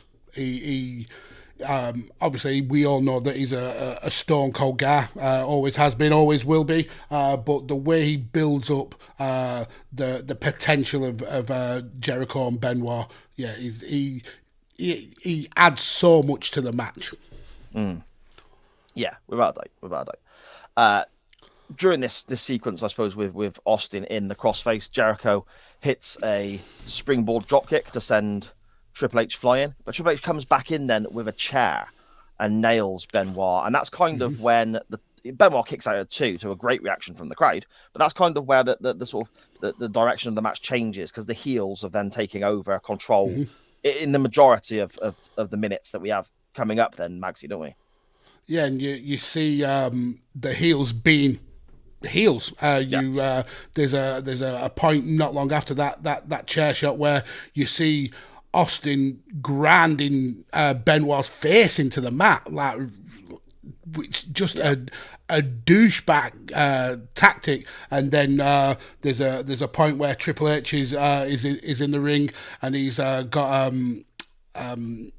he's using Austin to get leverage for a stretch, and we get the classic Earl Hebner volleying Triple H's arm to break the hold, which absolutely super fun. But yeah, we see the heels doing heelish tactics and trying to kind of isolate Benoit away from Jericho. Such a well-told story. Yeah, and some of it is real, I suppose, classic heel tag wrestling. It's Midnight Express, it's the Andersons, it's, it's all those sort of old heel tag teams where, for example, the baby faces crawling, Benoit here could have been Ricky Morton from the Rock and Roll, crawling towards the corner, desperately trying to make the tag, and just as he's about to, his opponent will run in the ring, distract the referee. So the ref doesn't see the tag, and then has to send. So basically, Jericho you get the hot, back, so you get the hot tag, and the crowd go mad. But then the ref's like, nope, sorry, didn't see it, and it can't. So it's almost like you get that pop from the crowd, that reaction to the hot tag, as they refer to it as. You always get that more than once, because it happens and then it's cancelled off before it finally does happen. Isn't that right, Max? Yeah, and that's classic wrestling 101. Take the fans on a roller coaster ride, build up the tension, get the supposed hot tag, but it doesn't happen, so that builds the tension even more. So when the hot tag does happen, the crowds absolutely erupt, and the wrestler coming into the ring cleans house, and you get massive pops. Classic wrestling, like I said, Midnight Express style. Really. Things like that sometimes nowadays have kind of fallen by the wayside for technical prowess, but the simple things like isolating an opponent, cutting off the ring, it may just be kind of like catchphrases or just 101 commentary, but it's true. It really works. It tells a really good story that one of the faces is being beat down and the other face can't do anything about it, sticking to the rules, but once they get that hot tag, the crowd are fully behind them. Yeah, exactly. The pace is still relatively quick here as well, I think, which is funny because when the heels take over normally, you tend to find a match kind of slows down a bit. But here, it does slow down a touch, but it doesn't slow down to what I would have, especially with Triple H, because I always, in my head, picture Triple H having quite a methodical style. But even the bits that he's involved in have still got quite a bit of zip to them, still got quite a bit of pace to them, haven't they? They have, and even after the injury, still, I don't know if it was just the Mandela effect, but I kind of remember Triple H really slowing down after the injury, but he doesn't. He's if you didn't know he was injured, you'd think it was him kind of like selling. But he keeps up the pace. I mean, it's afterwards when you find out what has actually gone wrong with him, you can't help but have a lot of respect for the guy for powering through and keeping up that pace in the match. It was quite a fast-paced match. I mean, you're talking 14 minutes maybe of match, but there's a hell of a lot of ring work in there. Yeah, we'll get to the injury now, I suppose. Jericho knocks Triple H out the ring, applies the walls of Jericho to and the unique way of him kind of avoiding the Lufez press Yes. to get that. I thought that was Pick the leg, really yeah. well done. Yeah, really really well done. He applies the walls of Jericho on Austin there. And then Triple H comes back in from the outside where Jericho's disposed of him to. And I mean, I'm assuming majority of people have seen footage of this. He basically grabs Jericho by the hair to rip him off. And his leg effectively just bends and buckles underneath him. And everything kind of goes snap, doesn't it, Mags? So It does. And I actually showed the wife this when I was watching it earlier. And you can see the point where his left quad essentially comes away from the bone, and you can see his the wobble in his muscle, and the way one leg kind of doesn't look like the other leg. But the way he carries on, again, I'm not one of the hugest Triple H's fan. I respect what he's done for wrestling, but it was never my guy.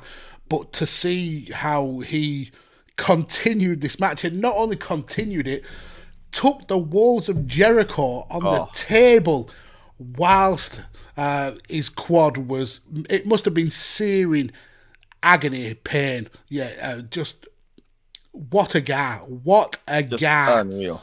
Just unreal. I mean, we're effectively then coming to the finish, aren't we? If we're talking the walls of Jericho on the table, it's, I mean, it's not that quick. Triple H moves around still, effectively on one leg, and does a few more things as well. It's worth checking out just for that side of his performance. We end up with Benoit. He's making a cover in the ring before Austin comes in, hits a stunner on Benoit, but then Jericho breaks the count there, because that to me looked like, okay, that's where the match was going to end. Yeah, but it's the pinfall attempt gets broken up here, and then a lion salt attempt is missed, but then another lion salt is hit, and Triple H then comes back into the ring, knackered quad and all, with his sledgehammer. He goes to nail Jericho in the back. Jericho moves, and he drills Austin with the sledgehammer instead. Austin is then pinned by Jericho. So effectively, Triple H using the sledgehammer has cost his team the tag titles, and the crowd go batshit crazy, Mags, don't they? Yeah, exactly. And it's very ironic because before the match, Triple H and Austin have a backstage segment where Triple H is essentially disrespecting Austin, and Austin says, "I'm Stone Cold Steve Austin, you need to respect me." And Triple H says, "Prove it." And it's ironic that Triple H is the one who cost Austin the match, but it shows just how much they thought of Jericho and Benoit, that Austin took the pin. Austin, the current double champion, and it's not often in WWE or WWF that they have one tag team holding all of the gold. I think before this there was only Shawn Michaels and Diesel, who I think they were both dual champions for like a day. Yeah. But this is putting all of the gold on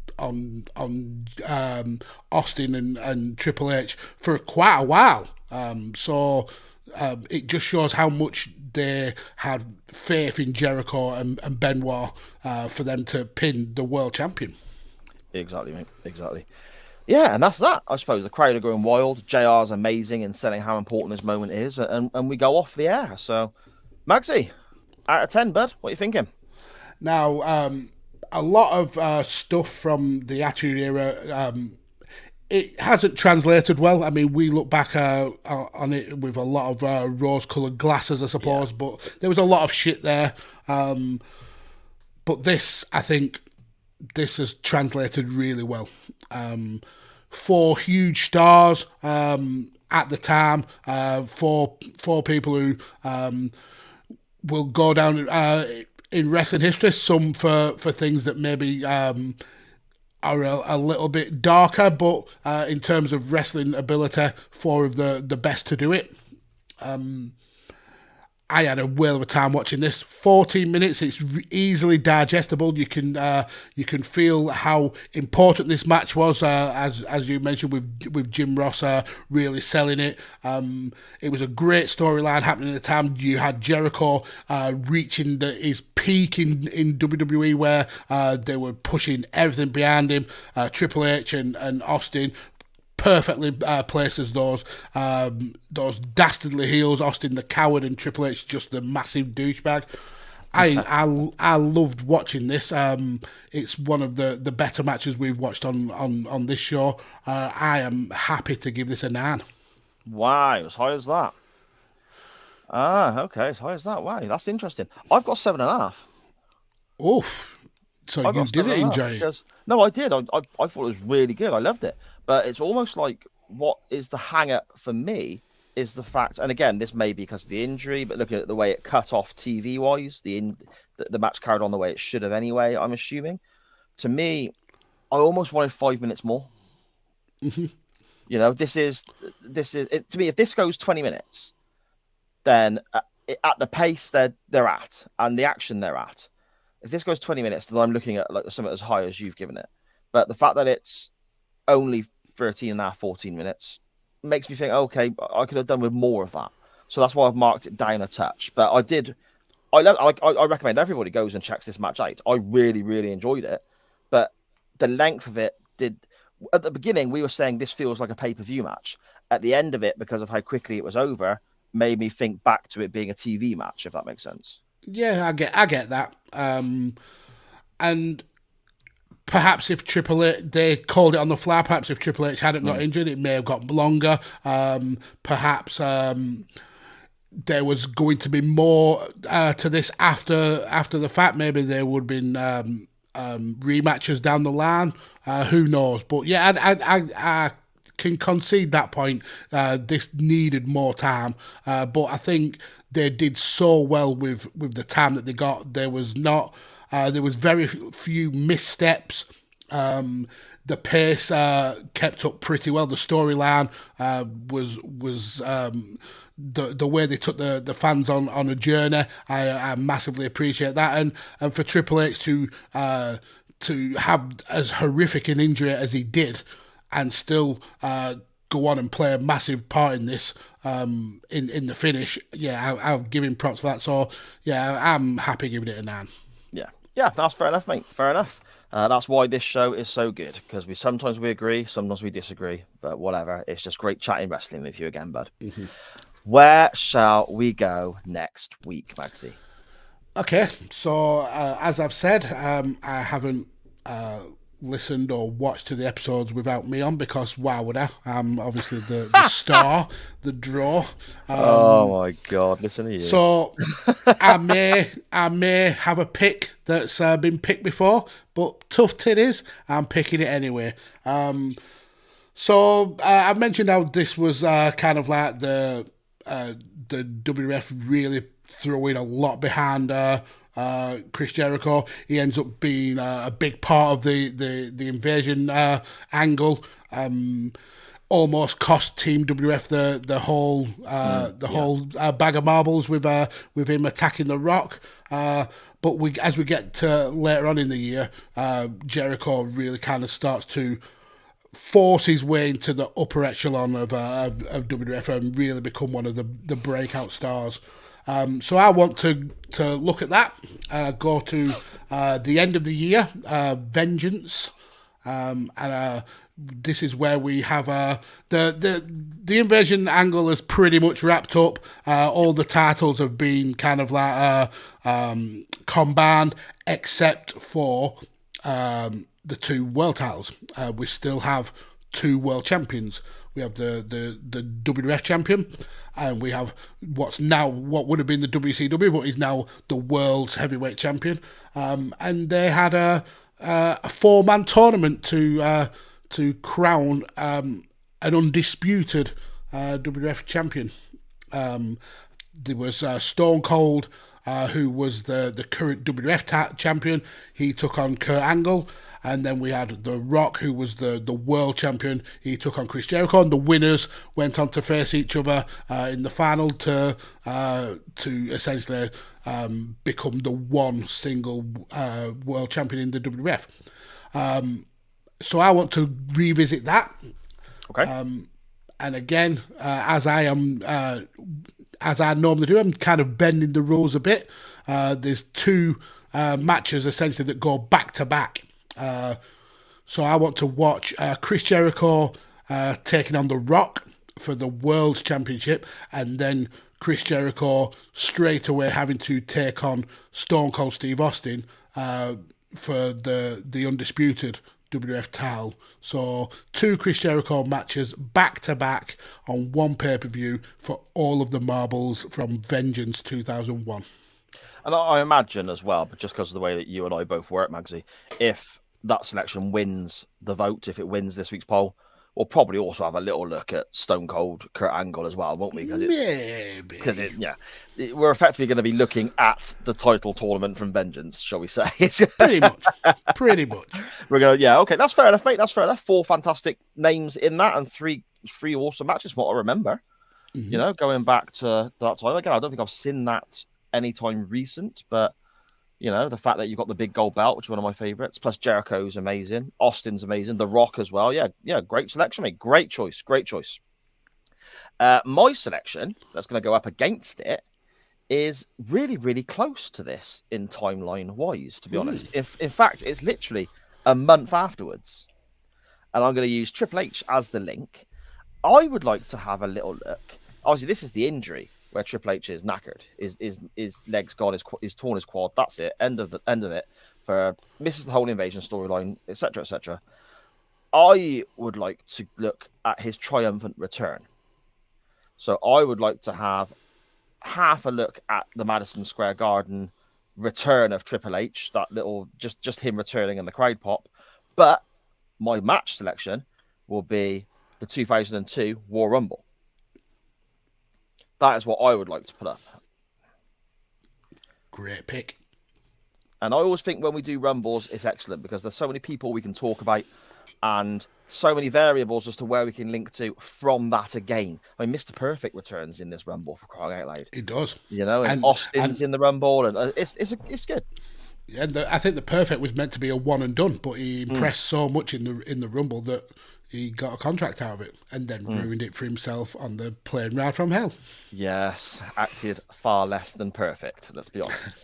Dan Griffin in the chat there. Which Barry Windham match is side picking? Is Barry Windham in the 2002 Rumble? We'll have to wait till next week and find out if my poll wins. My selection wins the poll, sorry. So those are your choices. We have effectively the tournament from Vengeance to unify the world titles. If basically Steve Austin faces Kurt Angle, and then we have Jericho facing The Rock and Austin, and so on, to unify the belts. So some great names involved there, unifying the WCW and WWF world titles. A big moment in history, realistically. Very, very big. Something that a lot of people for a long time thought would never happen. Or we have the 2002 Royal Rumble, Triple H's triumphant return from the injury he suffered in the match we looked at today. And we'll have a quick check of that moment where he returns at Madison Square Garden too, if that wins. 2 great selections there, full of great wrestling. I think it's going to be very difficult for the CWF to decide, Mags. But the poll will be up, as always, later in the week after the audio version comes out. Check it out on our Twitter at @chain_wrestling to vote there. Magsy, do you want to let everyone know whereabouts they can find you? Well, in these past 6 to 8 weeks or so, I've been very kind of MIA on social media. I've actually enjoyed kind of like taking a break from it. I can imagine. But you can still find me on Twitter down here at PodfatherMags. Depending on whether the podcasts come back or not, I may have to change that handle because Sai here is definitely taking over that. I don't know. in terms of other places, you can find me on TikTok at MagsAllPods. With the content, just keep your eyes peeled. If I turn back up, I'm sure you will know about it on the socials. So but I just want to thank everyone again for being as amazing as you have over the past 6 to 8 weeks. Thank you, Sa, for not only keeping the show going, but being the rock that you've been. You've been absolutely amazing. For those who don't know, Sa essentially has been checking in on me pretty much every single day. And it's not about just keeping the podcast going. It's about him being a really good mate. And I massively, massively appreciate you and Sharon. You have been absolute stars. Really, really helped me through this time. Someone who I've really enjoyed talking to, give me some really good advice. So thanks a lot for being amazing. You absolutely are a superstar. No, mate, that's really kind of you to say. I'm just glad that you're doing okay, and I'm glad that you're back. Well, I say you're back. You're here next week. I'm here next week. Yeah. Fantastic. That's what I wanted to hear. I love it, mate. Love it. I'm just glad. And as everyone is in the chat as well, before the start of the show now, saying they love you. It's great to have you back, Magsy. Really glad. Really, just great news to see you doing well, and just to have your lovely little round face back on our screens, mate. Brilliant. And obviously in your ear holes if you're listening to the audio version. Not your face in your ear holes, that's weird, but you know what I mean. Fun fact, and I don't think I've actually mentioned it on the recording, I did have COVID as well whilst I was off. And it made me deaf. It made me deaf for a while. Still struggling with it now. I can actually only hear you through one ear at the moment. But yeah, that's been fun. I forgot that. I was actually going to mention that and tell everyone in the chat to write in capitals so you could hear them. I was hoping that you had learned sign language or at least Braille in the time that I've been away. You can find me on Twitter at SJP Words, or if you are on Facebook, there is a group there, SJP, all the shows and info, and there's links on both of those to all the stuff I'm involved in, whether that's Nitro Nights looking at WCW with Scottish Danny, or if time travel, sci-fi geekiness is more your bag, I do a show looking at Quantum Leap with Benny Mac every week called The Waiting Room, and a Doctor Who pod with Dan Griffin coming back very, very soon for season 2.